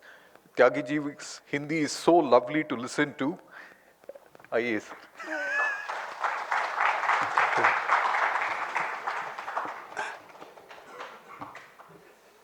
सभागार में उपस्थित मेरे सभी स्नेही मित्रों को मैं हृदय से साधुवाद करता हूं, प्रणाम करता हूं। आप स्वीकार करेंगे, मुझे अच्छा लगेगा। मेरे स्नेही मित्र यहाँ पर कपिल भाई, सर्वदमन जी और मेरी बहन भी है ऋचा कुमार, और मैं आज आदरणीय शंभू सर के नेतृत्व में इन सारी चीज़ों को देखा। शाह साहब को भी मैं हृदय से साधुवाद करता हूं, और पूरे मंच के साथ साथ पूरे सभागार में सभी को हृदय से प्रणाम करते हुए मैं कुछ मुद्दे आपके सामने रखना चाहूँगा। वैसे मैं एक प्रयोगकार कृषक हूँ, भाषा में कहीं आपको कुछ अलग से ना लग जाए तो ऐसा कुछ ना हो। हिंदी बोलने का अभ्यास है, कुछ अंग्रेजी के शब्द बीच में ज़रूर आएंगे, कोशिश करूँगा कि आप तक वो बात चली जाए, क्योंकि इस समय भारत में ऑर्गेनिक और प्राकृतिक खेती का जो अंतर्द्वंद है, अब ये इंस्टीट्यूशनल मोड में आगे बढ़ रहा है। तो ऐसी स्थिति में हम इसको कैसे आगे लेकर चलेंगे? जब तक गेंद किसानों के हाथ में थी तो ज़्यादा सक्सेस हम नहीं हुए, लेकिन जब संस्थान इस देश में और यूनिवर्सिटियां इस क्षेत्र में आएंगी तो बड़े काम होने की संभावना है। इसलिए मेरे कुछ सुझाव बिंदु हैं जिनको मैं प्रस्ताव के रूप में आपके सामने रखूँगा। मेरी बहुत सारी बात आप लोगों ने कह दी है, कुछ थोड़ा और ध्यान आकर्षण करा दूँ। 2-4 मिनट ज़्यादा भी ले लूँ तो मुझे क्षमा करेंगे। पहला मुद्दा ये है कि मैंने एक 40 वर्ष के अनुभव से देखा कि इस धरती पर समस्या के लिए जो भी प्रयास हुआ उसमें चूक मानव की है, जीव जानवरों की नहीं है, ऐसा मुझे आभास हुआ। तो मेरे मन में सवाल उठने लगा कि समस्या का कारण तो मनुष्य है और उसको ठीक हम गाय से करेंगे तो ये कोई बहुत बड़ी बात नहीं है। अब ध्यान से सुन लेंगे इस बात को। यूनिवर्सिटियों को मूल समस्या कहाँ है उस पर काम करने की ज़रूरत है। प्रोटोकॉल की वस्तु को गाय, नक्षत्र और कृषि की कोई इनपुट मैनेजमेंट नहीं होता। हमको ह्यूमन मैनेजमेंट की दिशा में ज़्यादा काम करने की ज़रूरत है। कहीं धोखा ना हो जाए कि हम लोग कहीं रिसर्च के आधार पर कमज़ोर पड़ जाएं। और यहाँ पर मैं देख रहा हूँ कि 4 तंत्र एक साथ बैठे हैं। अनुसंधान के लोग भी हैं, शोध के लोग भी हैं और शिक्षा और नीतिगत विषयों पर भी बात करने वाले लोग हैं। तो मेरा मन बहुत खुशी से भर जाता है कि मैं अपनी बात को सही लोगों तक पहुँचाऊँ। और मैं IRMA में पहली बार आया हूँ, सुनता रहा बहुत, कभी जाऊँगा, तो आज सौभाग्य मिला है। इन बातों को बिंदुवार रखते हुए मैं पहला बिंदु रखूँगा कि इस देश को इस समय समीक्षा की आवश्यकता है, और जो भी साथी यहाँ पर नोट कर सकते हैं तो जरूर लिखें। समीक्षा का मतलब है समस्या कहाँ पर थी और उसके साथ मूल्यांकन जरूर करें कि उसको ठीक कैसे किया जा सकता है। तो जब हम समस्या को और सही को दोनों को साथ साथ देखते हैं तो हमको एक सही तस्वीर उभर कर आती है। और कई बार हम गलती को भी सही मानकर आगे बढ़ते हैं तो वो गलती खुद में दिखने लगती है और यहाँ से मेरे अंदर सही के प्रति जिज्ञासा का उदय होता है। तो इस समय देश में वैचारिक एकरूपता की जरूरत है, ये शोध का विषय है। हम अपने अपने तरीकों पर, अपने अपने स्पेशलाइजेशन पर एक युद्ध की तरह बात कर रहे हैं, जिसमें से साथियों कुछ निकलेगा नहीं, क्योंकि तरीका हमेशा अलग अलग रहेंगे। जीने के लिए समझना, सीखना और करना 3 अलग अलग पार्ट हैं। सीखने और करने में हम अलग अलग रहेंगे, लेकिन समझने के पार्ट पर कभी अलग अलग हो नहीं पाते, क्योंकि जिस दिन हमको संबंध का पता लगता है, व्यवस्था का पता लगता है, तो धरती की पूरी व्यवस्था और मनुष्य के साथ पूरा संबंध एक जैसा ही दिखता है। ऐसा मैंने अपने जीने में अनुभव किया है। मैं उसी बात को आपके सामने बोलने आया हूँ। मैं कोई किताब नहीं पढ़ के आया हूँ। एक जिंदगी की सच्चाई और उसके साथ जो संघर्ष हुआ वो भाषा मैं आपके सामने प्रस्तुत कर रहा हूँ। ये मेरा प्रस्ताव है, जांचना आपका काम है, मेरी किसी बात को माना ना जाए। मैं बात को जोड़कर देखता हूँ कि समझ का स्तर आपका और मेरा एक ही जैसा है, करने के स्तर पर फर्क जरूर आ जाएगा। तो मैं फर्क वाले स्तर पर ज़्यादा बात नहीं करूँगा। तो समीक्षा में मैं 3 मुद्दों पर समीक्षा आप जरूर करें। एक तो आर्थिक, दूसरा प्राकृतिक और तीसरा सामाजिक। हमारे विश्वविद्यालयों को इस प्रकार 3 मुद्दों पर गहरी समीक्षा की जरूरत है। देश में आर्थिक असंतुलन का कारण क्या है, प्राकृतिक असंतुलन का कारण क्या है और सामाजिक असंतुलन का कारण क्या है। यदि इन 3 असंतुलनों का हम एक कोई मेन कंटेंट निकाल पाए तो उस कंटेंट को यदि सही दिशा में ले जाना चाहें तो रास्ता आसान हो जाएगा।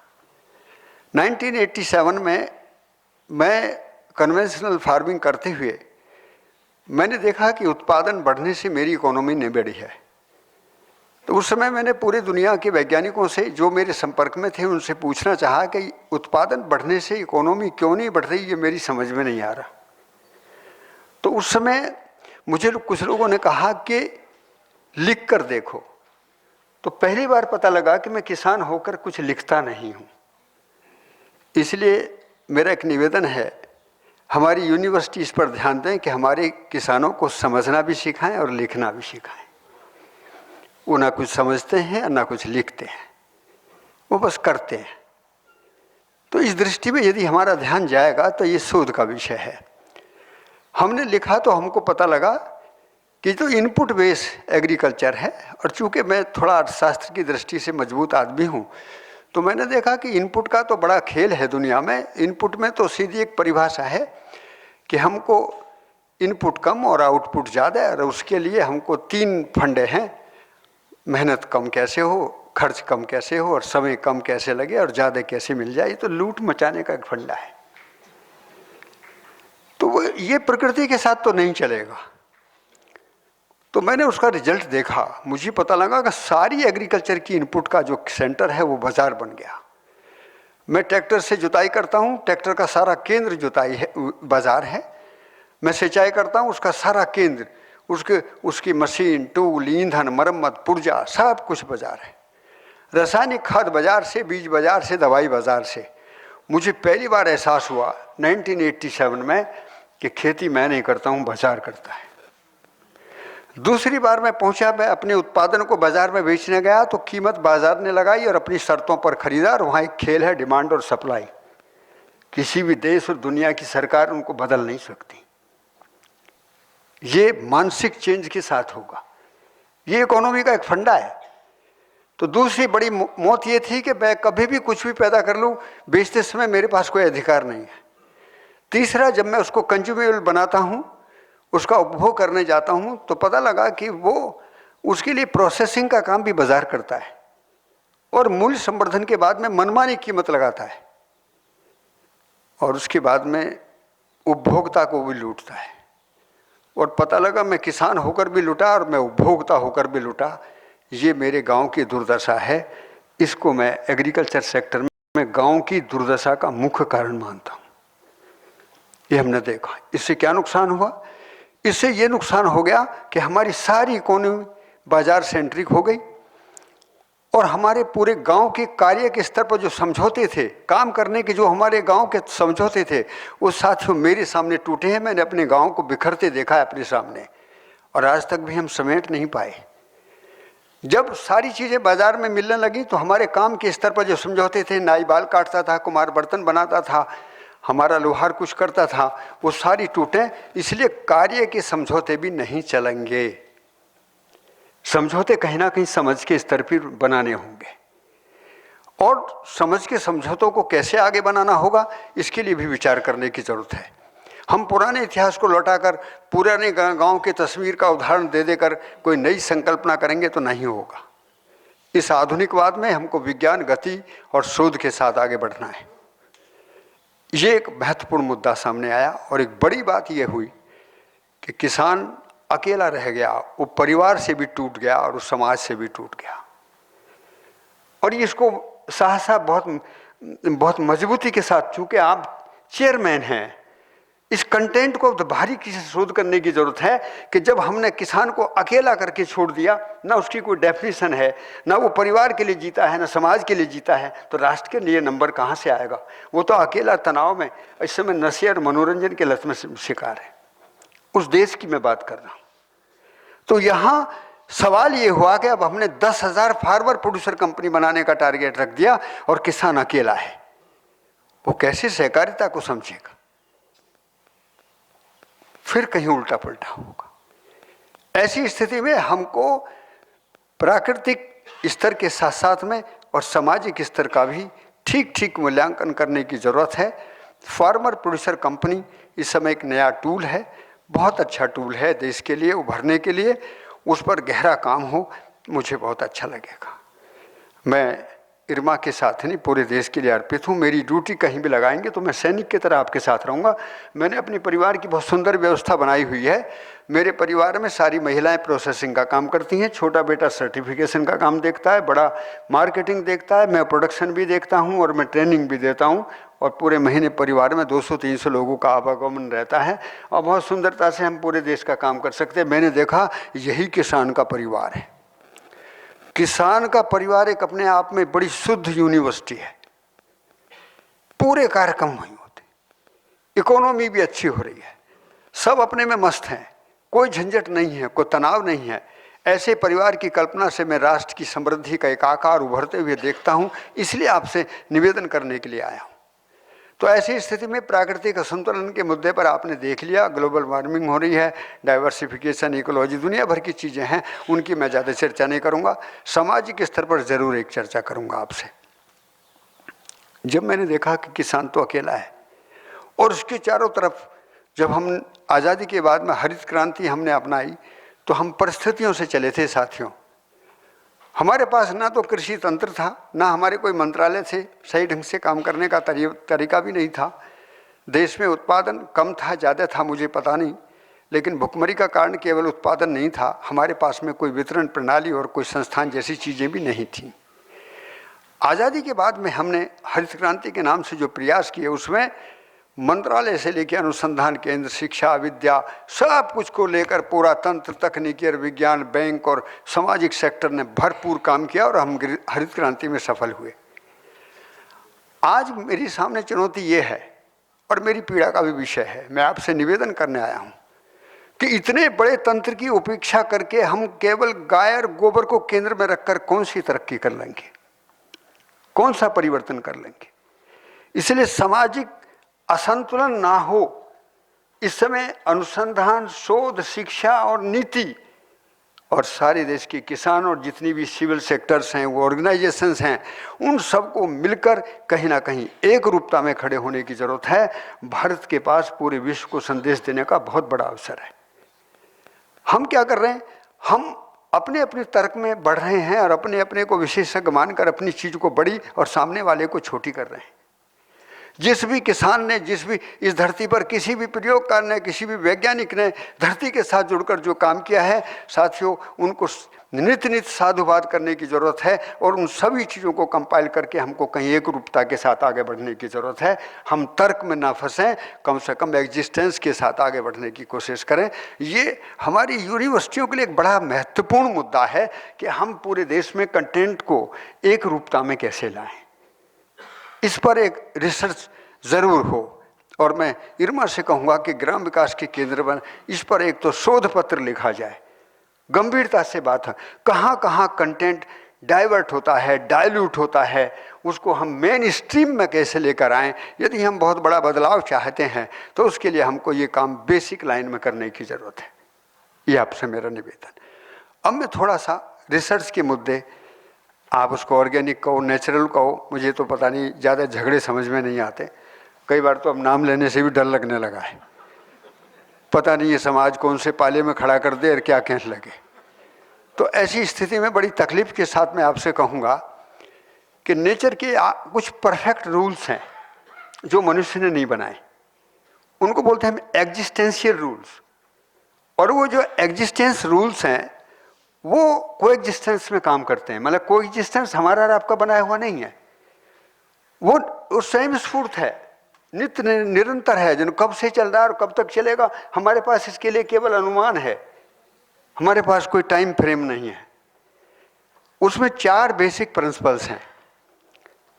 जब कोएग्जिस्टेंस को हम देखते हैं तो उसमें सबसे पहला प्रिंसिपल है कि यहाँ पर कंप्लीमेंट्री सिस्टम है, कहीं भी धरती, पेड़ पौधे और पशु पक्षियों में विरोध नहीं है। कोई भी एक क्रिया, मैं पिछले 15 वर्ष के शोध की बात मैं आपको कह रहा हूँ, मैं कृषक के रूप में 15 वर्ष से शोध कर रहा हूँ, खुरपी वाला किसान हूँ मैं वो खुरपी वाला किसान हूँ जिसकी खुरपी साल भर में 2 खुरपी घिस जाती हैं, 4-4 इंच का लोहा घिस देता हूँ मैं जमीन के अंदर, क्योंकि मैंने किसान के सम्मान को देखा है। तो पहला मुझे पता लगा कि यहाँ तो कंप्लीमेंट्री है, इसलिए यहाँ हमको मित्र कीट, शत्रु कीट, ये अच्छा, ये बुरा, ये तुलना, ये प्रतिक्रिया, ये करने की जरूरत ही नहीं है। धरती, पेड़ पौधे और पशु पक्षी तीनों मिलकर ही यहाँ पर एक सस्टेनेबिलिटी को बनाए हुए हैं। इसी में जो सिस्टम है सॉइल की फर्टिलिटी का भी यही है। मतलब यहाँ पर हर क्रिया का नियम है, हर क्रिया का नियंत्रण है और हर क्रिया का संतुलन है। बड़ी सुंदर व्यवस्था है, आप इस पर शोध करिए। बड़े मैं हृदय से कह रहा हूँ कपिल भाई, इसको जरूर नोट करें। बार बार कभी आपके दर्शन करने का मौका मिलेगा या नहीं मिलेगा, लेकिन आपके अंतरंग में और हमारे अंतरंग में तो कोई अंतर नहीं है।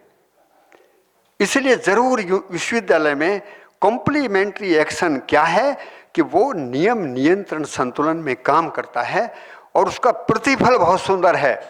जिसने मुझे जगाया वो प्रतिफल है कि वहाँ पूरकता, उपयोगिता और समृद्धि है। अर्थात जब हम लीनियर इकोनॉमी को सर्कुलर इकोनॉमी में ट्रांसफर करने की बात करते हैं तो समृद्धि का सूत्र केवल और केवल धरती की व्यवस्था में है। एक दाने से 1000 दाने पैदा होते हैं और एक खेत में अनेक फसल पैदा होती हैं। ये विज्ञान हमने समझा। ये विज्ञान शोध का विषय है कि एक दाने से कैसे अनेक दाने पैदा होते हैं और एक खेत में कैसे अनेक फसल लगाई जा सकती हैं। इसको कोएग्जिस्टेंस को हमको समझना है। इसके लिए हमें सेकंड लॉ है जो उसको लॉ ऑफ डाइवर्सिफिकेशन, विविधता का नियम मनुष्य का बनाया हुआ नहीं है। ये मनुष्य को समझना है कि धरती, पेड़ पौधे और पशु पक्षियों में इतनी विविधता है जिसका गणित आपके पास नहीं है। उसको कहीं जमीन के अंदर देखें, जमीन के बाहर देखें, हम उसके समानांतर अपनी फूड चेन के लिए, अपनी इकोनॉमी के लिए, अपनी सस्टेनेबिलिटी के लिए हमको क्रॉप पैटर्न कैसे तैयार करना है, ये महत्वपूर्ण रिसर्च का मुद्दा है यूनिवर्सिटियों का। क्रॉप पैटर्न बनाने का, जिसमें क्या हो जाता है, जिसमें मल्टी लेयर क्रॉपिंग सिस्टम लागू होता है। कैसे? मल्टी क्रॉपिंग पैटर्न में। तो पैटर्न हमारा मल्टी क्रॉपिंग हो, प्रोडक्शन हमारा मल्टी लेयर। इसको दिखाने के लिए क्या करेंगे हम? इसको दिखाने के लिए तीसरा नियम है प्रोडक्शन डेंसिटी। जमीन की नापतोल हम लंबाई और चौड़ाई में कर सकते हैं, लेकिन जमीन को जब हम उत्पादन की दृष्टि से देखेंगे तो वो लंबाई और चौड़ाई के साथ में गहराई और ऊंचाई में भी दिखेगी। ये किसानों को दिखने लगे और मैंने देखा है कि 50 फुट ऊपर तक काम करती है और हम गेहूं, धान और गन्ने में 10-12 फुट तक ही रह जाते हैं। तो प्रोडक्शन डेंसिटी को बढ़ाना, इससे बड़ा काम होगा कि जमीन में जो तापमान बढ़ने का या सतह का जो असंतुलन है, जो तापदाब नमी का असंतुलन है, जहाँ कीड़े बीमारियों का प्रकोप बढ़ रहे हैं, जहाँ खरपतवारों के प्रकोप बढ़ रहे हैं, इनमें नियंत्रण होने लगता है। ये मैंने जांचा है। मैं अपनी बात जांच के आधार पर आपके सामने रख रहा हूँ। शोध आपको करना है। चौथा जो मुद्दा है वो बड़ा गंभीर है। वो है कि वो इकोलॉजी को देखना, नैसर्गिक संतुलन। अब देश को बांट दिया हमने, कितना 9 इकोलॉजिकल जोन है। अब इकोलॉजिकल जोन हमने क्यों बनाए? वो पॉलिटिकल हैं, वो प्रोडक्शन बेस हैं, वो स्टेट के हैं, सेंटर के हैं। कोई उनका माई बाप है क्या? उनमें क्या करेंगे हम? हमारे पास में कोई परफेक्ट रूप में प्रोडक्शन प्लान नहीं है। तो मेरा ये निवेदन है कि पहले एग्रो इकोलॉजी को हम इकोनॉमी के साथ जोड़ दें, क्योंकि सस्टेनेबल इकोनॉमी के लिए एग्रो इकोलॉजी का बहुत बड़ा महत्व है। और इकोलॉजी क्या है? तहाँ पर हम वर्षामान, तापमान और ऋतुमान 3 के आधार पर वहाँ की फसलों को, वहाँ के जीव जानवरों को जेनेटिक कोड में पहचान सकें और जेनेटिक कोड में सिलेक्शन प्रोसेस से हम उत्पादन की तरफ उनको ले जाएं। हमें बहुत ज़्यादा हाइब्रिडाइज करने की ज़रूरत नहीं है, बिल्कुल ज़रूरत नहीं है। हमको सिलेक्शन प्रोसेस से, मेरे 8 एकड़ का सारे ज़मीन है मेरे पास में और 20 गाय भी मेरे पास है। और मैंने देखा है कि 20 गायों को लेकर एक गांव के प्रधान के गले में वो गाय फंसी रहती हैं और मेरे परिवार में वो 20 गाय मेरे पास सुरक्षित हैं। उनका चारा भी उसी फार्म से 8 एकड़ में आप आएंगे, देखेंगे तो खुश हो जाएंगे। गाय भी मस्त हैं और मैं भी मस्त हूँ। क्यों? क्योंकि हमने उपमा देकर गायों को नहीं, उपयोगिता की दृष्टि से। तो अब ये जरूर नोट कर लें, हम प्रकृति को उपमा की दृष्टि से ना देखें, उपयोग की दृष्टि से देखें। गाय, देसी गाय नहाना नहीं चाहती, हम 10 वर्ष से उसको नहलाते ही नहीं। नहाने वालों की गाय इतनी सुंदर नहीं जितनी गाय हमारी सुंदर है। वो शैम्पू लगाते लगाते ही मर गए। हमने उनको खुला पानी छोड़ दिया, खुले जंगल की तरह उनको छोड़ दिया। उनको समय पर चारा 2-3 बार देते हैं और आप देखोगे तो कितनी मस्ती के साथ, क्योंकि हमारे मन में उनकी उपयोगिता थी, हमारे मन में व्यापार नहीं था। व्यापार का मतलब जब तक गाय दूध देगी तब तक मेरी, जब दूध देगी तो खोल देंगे, अभी किनकी होगी, ये सड़क पे घूमेंगी। ये मानसिकता मनुष्य की है। परिवार ने समझा कि गाय की उपयोगिता में दूध भी है, दूध से बनी हुई परिवार की उपयोगी वस्तु भी है, गोबर भी है, पेशाब भी है, उसका वंश परंपरा भी है और उसका प्रकृति के साथ में एक सानिध्य भी है। हम इन सारे फैक्टर पर यदि काम करते हैं तो पशुपालन की उपयोगिता दिखती है। इसी प्रकार से हमने एलाइड सेक्टर में जो भी काम हो सकते थे उनको खेत पे लेके चले और एक कार्यक्रम की रूपरेखा बनी और बहुत सुंदरता से। तो मैंने आपसे ये कहा कि इसमें प्रक्रिया के लिए भी 4 नियम आप ज़रूर उनको भी शोध करें। लॉ ऑफ डिस्टेंस, जैसे ही किसानों को हम डाइवर्सिफिकेशन में कहेंगे कि आप खेत में 10 फसल लगा सकते हो, उसको दूरी का नियम पता ही नहीं, वो स्पेस मैनेजमेंट जानता ही नहीं। ये साइंटिफिक रिसर्च का काम है। अब हम दूरी को कैसे डिफाइन करेंगे? हम दूरी को किताब में लिख देंगे कि 10 मीटर पे लगा दो, 20 मीटर पे लगा दो। ये अब तक हमने किया है, हम गणित जानते हैं। हमको दूरी का नियम समझाना है। व्यवस्था के अर्थ में संबंध की पहचान, कितनी दूरी पर हमको रहना है। कोविड के समय में मुझे इसकी डेफिनेशन क्लियर हुई कि ये 2 गज दूरी कौन सी दवाई थी। ये 2 गज दूरी कोई दवाई थोड़ी थी, पर ये हुआ ऐसा कि हम आकर्षण विकर्षण में जी रहे हैं। जब तक संबंध को नहीं समझते हैं तो या तो बहुत नज़दीक आ जाते हैं या बहुत दूर हो जाते हैं। जैसे उदाहरण के लिए, वो अन्यथा कोई ना ले, पति पत्नी में यदि ज़्यादा लगाव हो गया तो उंगली पकड़े रहते हैं और जो लड़ाई बच गई तो 10-10 मीटर दूर हो जाते हैं। तो ये जो आकर्षण विकर्षण है, ऐसे ही लाभ की दृष्टि में आकर्षण विकर्षण है। ये धरती जब तक, खेत मुझको जब दिखता है जब उत्पादन देता है, जब उत्पादन नहीं देता खेत ही नहीं दिखता। तो मैं दुनिया को किस नज़रिए से देख रहा हूँ, ये बड़ा महत्वपूर्ण मुद्दा है। तो परिस्थितियों के कारण हमने 2 चूक हमसे हुई हैं, उस पर गहरा काम हो। पहला कि हमने तकनीकी और विज्ञान को लिया और साथ साथ में दृष्टि को भी लिया। दृष्टि व्यापार की थी और तकनीकी और विज्ञान गति के लिए था।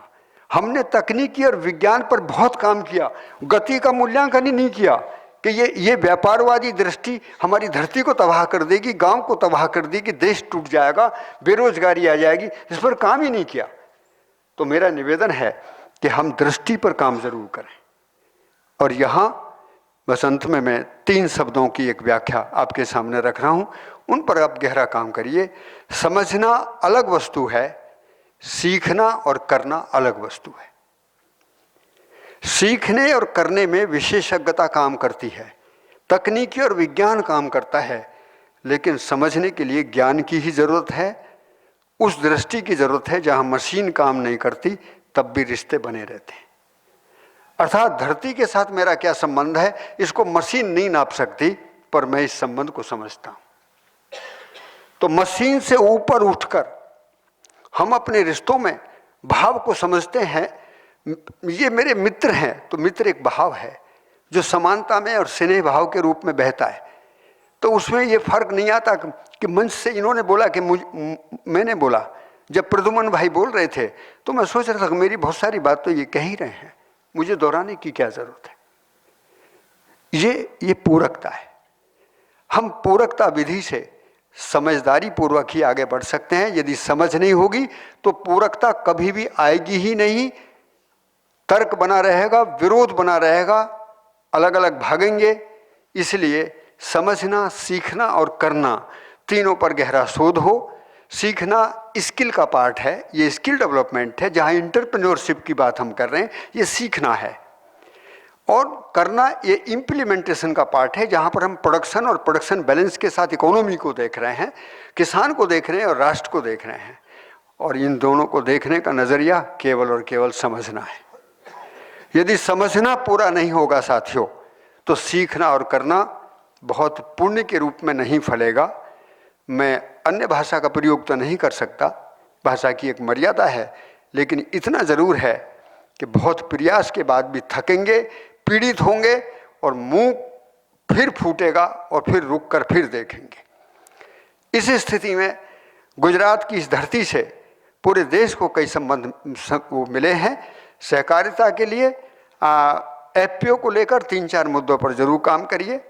एफपीओ की फॉर्मेशन में एक रूपता कैसे आए, इस पर जरूर आप काम कर लें, नोट कर लें इनको जरूर साथियों, क्योंकि जो लोग एफपीओ पर काम कर रहे हैं उसको जरूर ध्यान दें। एफपीओ फॉर्मेशन अभी कोऑपरेटिव एक्ट में अलग गाना गाएगी और कंपनी एक्ट में अलग गाना गाएगी, इसलिए अलग अलग गाने गाने की बजाय इसको नेशनल लेवल पर एक पहचान दी जाए कि ये किसानों का संगठन है और ये किसान स्वयं स्फूर्त वृद्धि से आगे बढ़ने की मानसिकता से कैसे बढ़ेंगे। वो उनकी मानसिकता में व्यापार नहीं रहेगा, वो व्यवसाय करेंगे, वो धरती के साथ जिएंगे। इसलिए इनका रजिस्ट्रेशन कोड क्लियर तरीके से वेरीफाई किया जाए और ये गुजरात की धरती से ये आवाज़ उठनी चाहिए। ये राष्ट्र को संकेत जाएगा तो अच्छा होगा। दूसरा है एफपीओ फॉर्मेशन में कंप्लायंसेस बहुत सरल हों ताकि किसान समूह आसानी से समझ ले, और उनके जो बोर्ड ऑफ डायरेक्टर्स हैं और उनका जो सीईओ है वो एक ऐसा सिस्टम बनाया जाए जो प्रकृति की व्यवस्था के साथ जीना समझ ले। हम उनको कंपनी बनाकर ना छोड़ दें, नहीं तो वो खाद बीज दवाई बेचकर किसानों का शोषण करेंगे। एक समानांतर बाजार तंत्र हम खड़ा कर देंगे। तो ये कंप्लायंसेस वाला जो सिस्टम है इसको बहुत व्यवहारिक बनाए जाने की जरूरत है। तीसरा मुद्दा है उनका प्रोजेक्टिव एग्जीक्यूशन। इस पर कोई चर्चा नहीं हो रही। वो करेंगे क्या? वो खाद बीज दवाई बेचेंगे क्या? वो बनाए गए हैं कि कृषि के व्यवसाय को हम आगे लेकर कैसे चलें। व्यवसाय का मतलब है production management, quality certification, processing, branding, packaging और मार्केटिंग। इस टोटल एक्शन प्लान को इंटीग्रेट करने का नाम है प्रोडक्शन मैनेजमेंट। यही एग्जीक्यूशन है एफपीओ का। ये एग्जीक्यूशन पूरा होगा, किसानों के पास पैसा बहुत आएगा, एफपीओ मालदार होते जाएंगे। और चौथी बीमारी लग जाएगी कि इनका बोर्ड ऑफ डायरेक्टर के राजनीतिक झगड़े होंगे, फिर कौन अध्यक्ष बनेगा और कौन कोषाध्यक्ष बनेगा, और इस झगड़े में सारे डूबेंगे। इसके लिए फिर क्या है, इनका इंटरनल एडमिनिस्ट्रेटिव मैनेजमेंट कैसे होगा। ये जो इंटरनल एडमिनिस्ट्रेटिव मैनेजमेंट है इसमें 2-3 पार्ट हैं।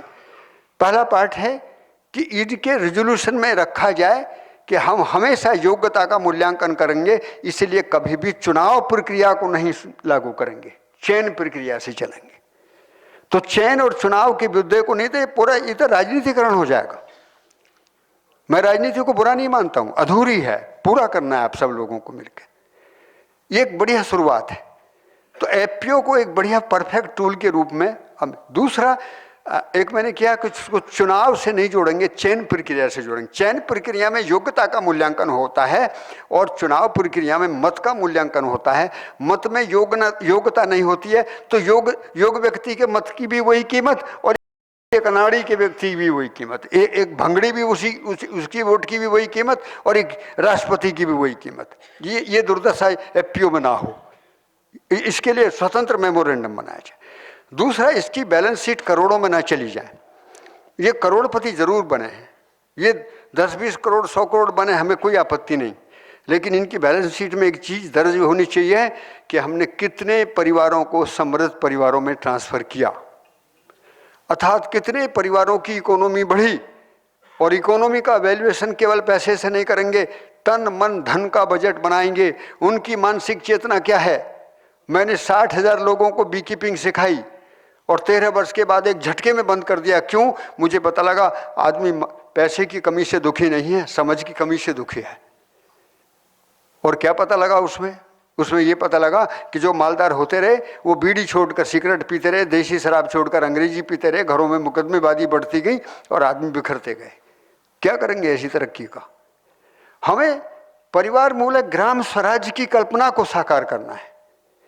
इसलिए 5 आयाम बैलेंस शीट के पार्ट हैं। शिक्षा संस्कार से जुड़ जाए, उत्पादन कार्य का मतलब श्रम होता है, हमने श्रम का सम्मान ही छोड़ दिया। स्वास्थ्य संयम से जुड़ जाए न्याय सुरक्षा के साथ, और हमारी बैंकिंग प्रणाली समृद्ध रूप में बढ़े। और वो दिन आए भारत में जिस दिन किसान बैंक से ऋण ले नहीं, बैंक को ऋण दे। इस कामना के साथ मैं आप सभी के साथ में कुछ प्रस्ताव रखने के लिए आया। मुझे बहुत अच्छा लगा और मैं हमेशा IRMA के साथ और गुजरात के साथ काम करने के लिए आया हूँ। भावनात्मक रूप में भी रहूँगा और जैसा आप चाहेंगे वैसे भी रहूँगा। आपको हृदय से साधुवाद, थोड़ा समय ज़्यादा लिया उसके लिए क्षमा चाहूँगा। सभी को प्रणाम।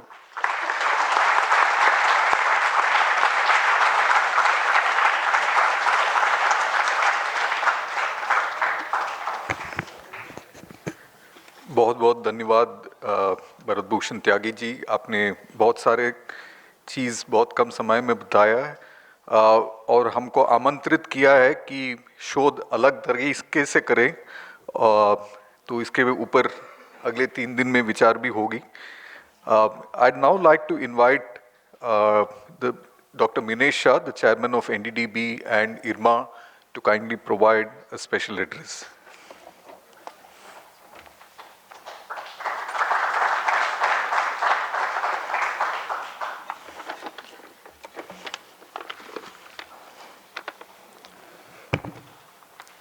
आदरणीय Shri Bharat Bhushan Tyagi ji, doctor AR Vasavi, doctor K Timbadia, Shri Apporva Oza, our great friend Shri Sarvadaman Bhai, Director IRMA, Professor Shambhu Prasad ji, Dr. Kumar from IIT Delhi, all distinguished guests, esteemed members of the academic community, participants of this conference, and student friends. It's a great honor to be here with an esteemed panel like this, and also getting involved in the inaugural function of this conference. As we all know, as we all gather here, we are so far, very proud of our achievements in agriculture development or food security.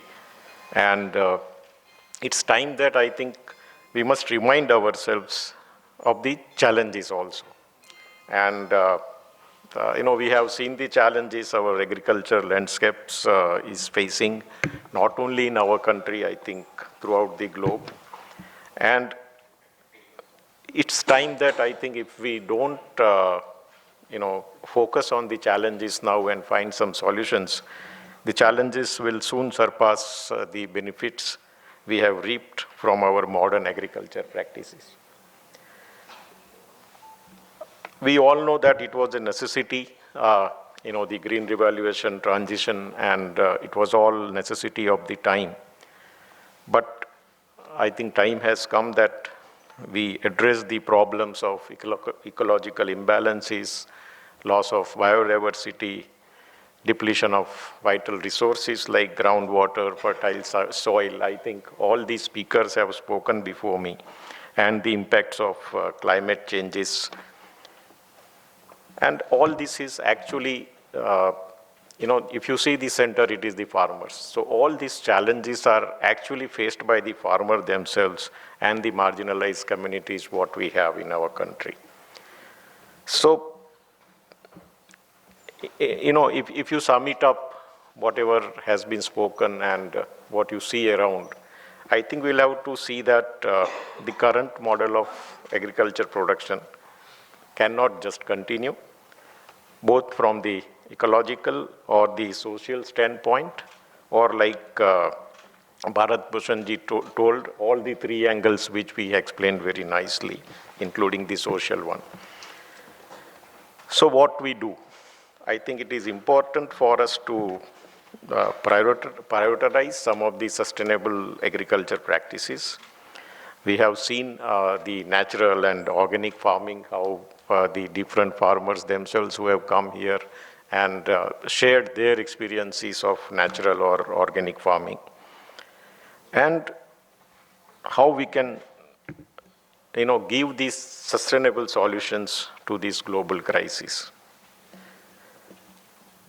I am not the agriculture, with the agriculture background, but based on my, association with the livestock sector for more than 3 decades now, I think I can share some of the points, because the challenge for me is that I am the last speaker, and most of the points which I had thought that which I would speak, they are all covered.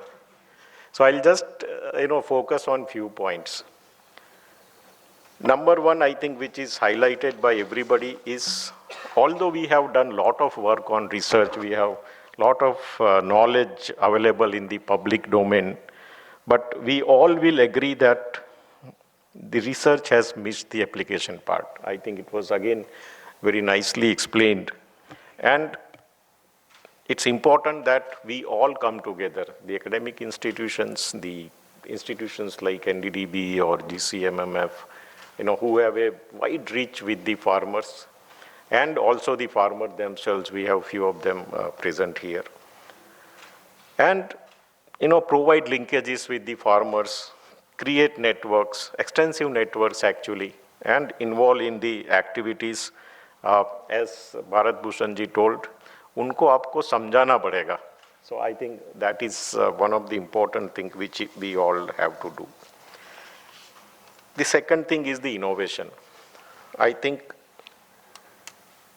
अगर आपको transition करना है agriculture में, तो बिना innovation के चलेगा नहीं.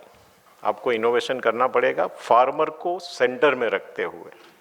Because what we have learned at NDDB is there are researches available, there are innovations available.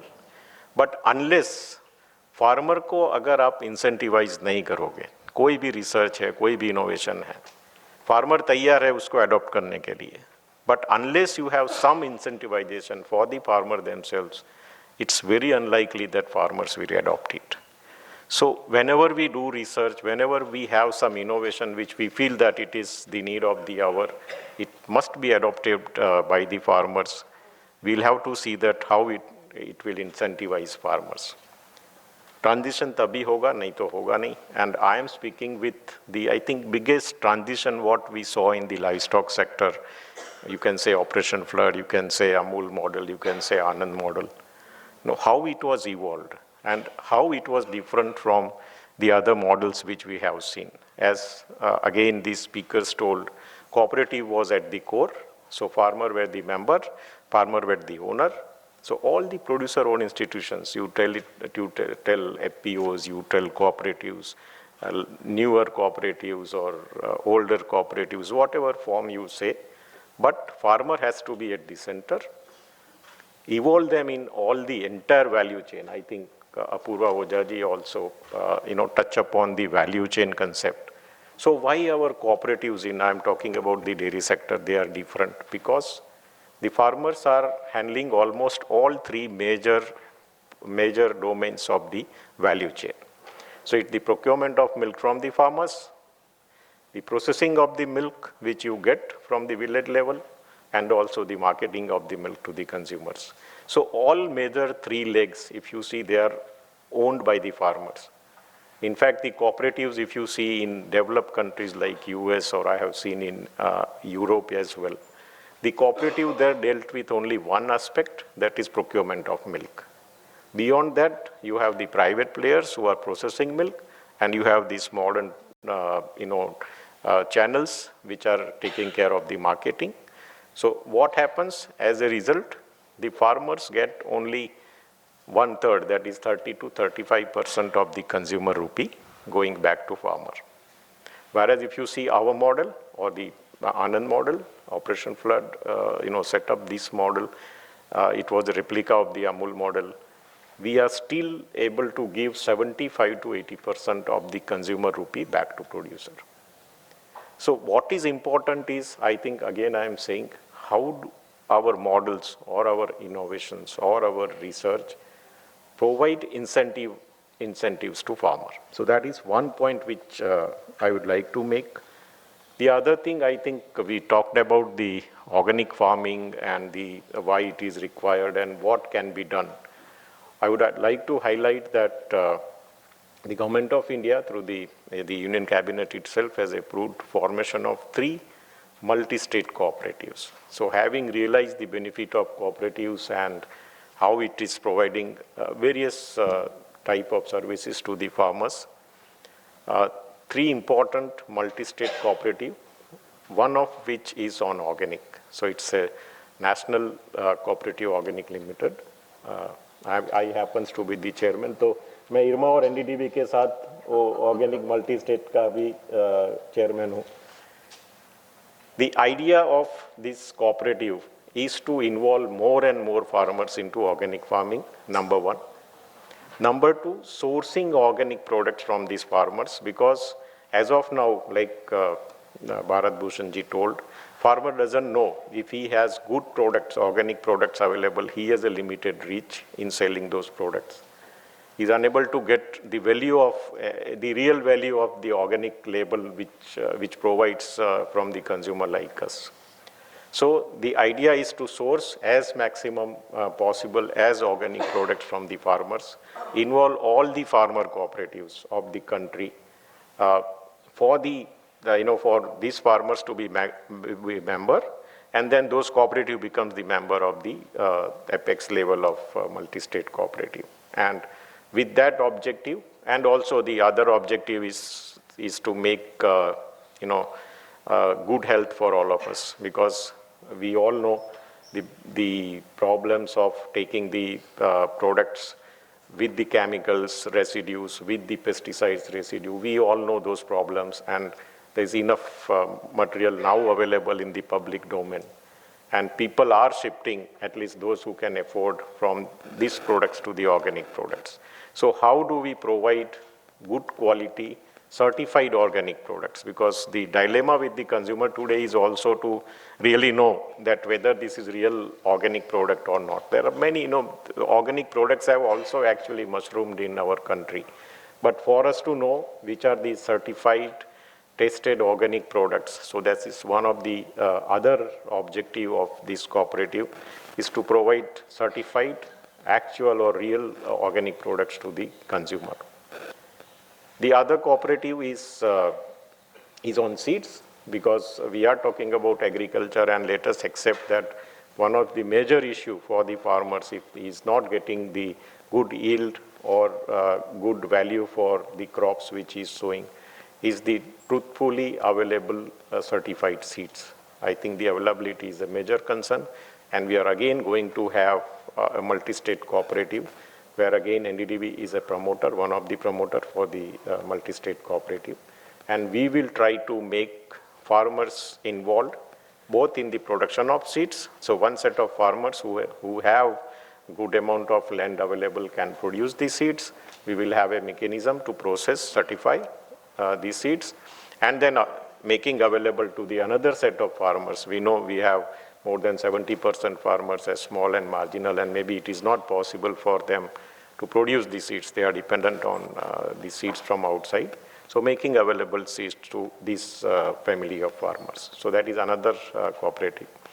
The third multi-state cooperative is on the exports, because if you have to give better yield or better value of money to farmers, large share of from the consumer rupee to farmers, it is, I think time has come to look beyond our country, try to export some of the products, get more price for the same commodities from the export market, and provide maximum share from, again, this realization back to the farmers. So these are the three, I think, multi-state cooperatives which we have formed. I am happy that Anand is actually in all three. So organic, both NDDB and GCMMF or Amul, they are the promoter. For the seed, as I told, NDDB is the promoter. And for the export, again, GCMMF and Amul is the promoter. So Anand is actually represented in all the three, which tells us that how cooperative movement started from here in the dairy industry, and how it is important now to go beyond milk into all other agriculture product and provide better income to the farmers. The last thing I think which I will say is on the manure management. गोबर पे काफ़ी बात हुआ.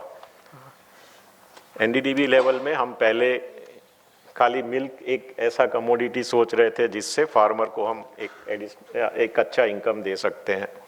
Although cattle और buffalo डंग भी देते थे, but कभी हमने सोचा नहीं कि फार्मर इसमें से भी पैसा कमा सकता है. I think 5-6 years back when our Prime Minister came here and he gave a slogan, waste to wealth, we also started thinking. हमने सबने देखा था कि गोबर में एक तो फ्यूल और फर्टिलाइजर पहले से है ही है, अवेलेबल है. हम सब ने कहीं ना कहीं in our childhood we have experienced that it is a source of fuel, it's a source of fertilizer. And then we started working on it. We are now providing a small 2 cubic meter biogas plant at the household level of the farmer. So the kind of the challenge we have in the methane emission and the ultimate damage, because it's a greenhouse gas and it's damaging the environment. We can take care of that by providing a small biogas plant. The methane which is emitted by the cattle can be used productively by the farmer for this, for the family's cooking requirement. And the slurry which is left after the biogas is consumed is used as fertilizer in the farms. We started forming cooperatives again. तो हमने महिलाओं की, जिसको हमने biogas plant दिए थे, उसी की एक कोऑपरेटिव संस्थाएं बनाई हैं. So it's a all woman खाद मंडली यू कैन से. वो स्लरी को उनसे खरीद लेते हैं, वही स्लरी में से प्रोम जो फॉस्फेट रिच ऑर्गेनिक मैन्योर है सॉलिड्स बनाते हैं, बेचते हैं. और जो लिक्विड रह जाता है उसको भी हम फार्मर्स में शुरू में हमने फ्री में देना चालू किया, क्योंकि उसमें भी माइक्रोन्यूट्रिएंट रिच है, बहुत ही माइक्रोन्यूट्रिएंट होते हैं. स्लोली फिर हमने उसका, जब फार्मर्स को लगा कि ये बेनिफिशियल है, थोड़ा थोड़ा पैसा करते गए. आज हम 75 पैसा ले रहे हैं, बट फार्मर्स अभी भी जितना भी क्वांटिटी में प्रोड्यूस होता है उसको खरीद रहे हैं, क्योंकि उनको उनकी अभी कीमत मालूम पड़ गई है कि इससे हमें क्या फ़ायदा हो रहा है. And we have extended this model beyond our pilot, which was in Anand, in 10 other states. One large-scale biogas plant we have installed in Varanasi, जहाँ पे हम 100 मेट्रिक टन गोबर खरीदते हैं आजू बाजू के गाँव से. 4 गाँव में से मिल जाता है. यूपी में इतना अच्छा कैटल पॉपुलेशन और सरप्लस डंग है, उसमें से 4000 क्यूबिक मीटर बायोगैस डेली बनता है. आज के दिन में it is a largest biogas plant in the country at one premises. 4000 cubic metre biogas को हम सीधा बॉयलर में दे रहे हैं प्रोसेसिंग प्लांट में, मिल्क प्रोसेसिंग प्लांट में. डेली 1.5 लाख लीटर दूध हम इसी बायोगैस से हम उसको प्रोसेस करते हैं, और जो स्लरी बच जाती है उसको फिर से हम प्रोम बनाते हैं, लिक्विड को यूज़ करते हैं, वो फार्मर्स तक देते हैं. We have recently tied up with GSFC. So now GSFC is marketing the organic fertilizer. In fact, all the fertilizer companies, chemical fertilizer companies, are now being told to replace at least 25% of their sale of chemical fertilizers by organic fertilizer. So this is, I think, one of the good initiative from the government part also, that how we can, we can convince farmer to replace 100%, but it will be very difficult, on the economic terms to begin with. Bharat Bhushan ji ne bhi bataya.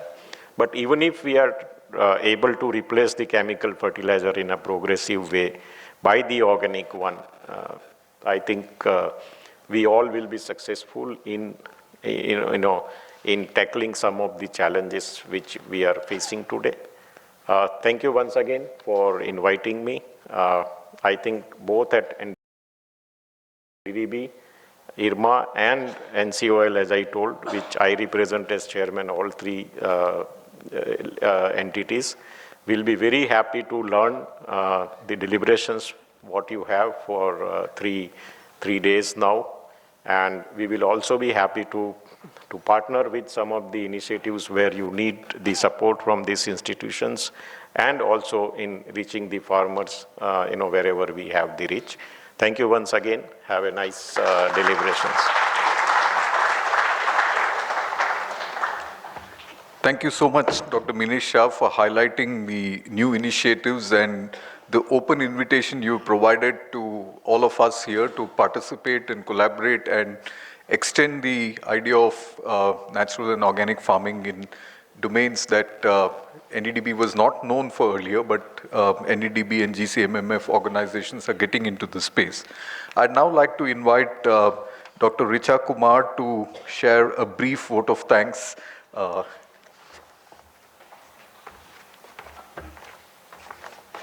Thank you, Professor Shambhu Prasad.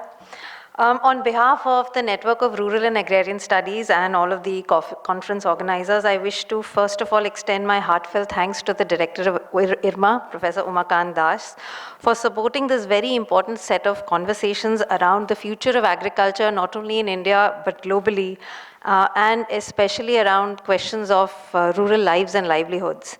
The director of IIT Delhi, who has also been a supporter of this initiative but cannot physically be present with us today, extends his warmest welcome to all of you and gives his wholehearted support to promoting further research and collaborative initiatives that can address the pressing emergencies facing agrarian India that were outlined by Professor Vasavi today. I am very grateful to Shri Sarvadaman Patel for sharing his personal journey with us and also for the very evocative walk on his farm that we were all imagining as we were listening to him. And of course to Shri Bharat Bhushan Tyagi ji for inspiring us with both his praxis as well as the set of principles that he outlined for us. I think he called a spade, cut to the heart of the matter, and there's a lot of work ahead for all of us in the next 3 days. I thank Dr. Meenesh Shah, the chairperson of NDDB, for sharing with us information on the multi-state cooperative initiatives that have been started by the government and also for extending his wholehearted support to these kinds of discussions and conversations. I extend a note of gratitude to Dr. K Timbadia, Vice Chancellor of the Gujarat Natural Farming Sciences University, for again giving a warm invitation to all of us to collaborate and work with scientists in this space. I'd like to add just very briefly here that one of the most fundamental ideas that we had in mind as we brought this particular space together was to work towards getting scientists as well as farmers together as collaborators on the same platform. And we really hope that that is something that can take genesis at this conference, and we can go ahead with that. I'll add social scientists to the mix, but unless we have collaborative ways of putting together knowledge that is desperately required to figure out new ways of doing farming as well as figuring out rural livelihoods, we have a long way ahead of us. Thank you to Shri Apporva Oza for sharing the work of civil society in bringing about specifically transformations in Gujarat. Professor Vasavi, whose vision, foresight, and passion for change sowed the seeds of the network of rural and agrarian studies in 2010. Along with her, Shri P S Vijayshankar, earlier at Samaj, Pragati, Shayog, and then at Shivnadar University, and Professor Shambhu Prasad, of course, at IRMA. We began 13 years ago to promote research, support teaching, and engage with policymakers on rural and agrarian issues in India. And it's very heartening to see that original fledgling idea at a time when the rural had disappeared from people's minds entirely. We've done several conferences, mentoring workshops, policy engagements over the last 13 years, and it is now culminating in this very, very large scale 3-day conference on sustainable transitions, where we hope to be foregrounding issues both of social and epistemic justice. Thank you all of you for coming here this morning and participating with us, and we look forward to stimulating discussions over the next 3 days. And thank you to everybody on our panel here. Thank you.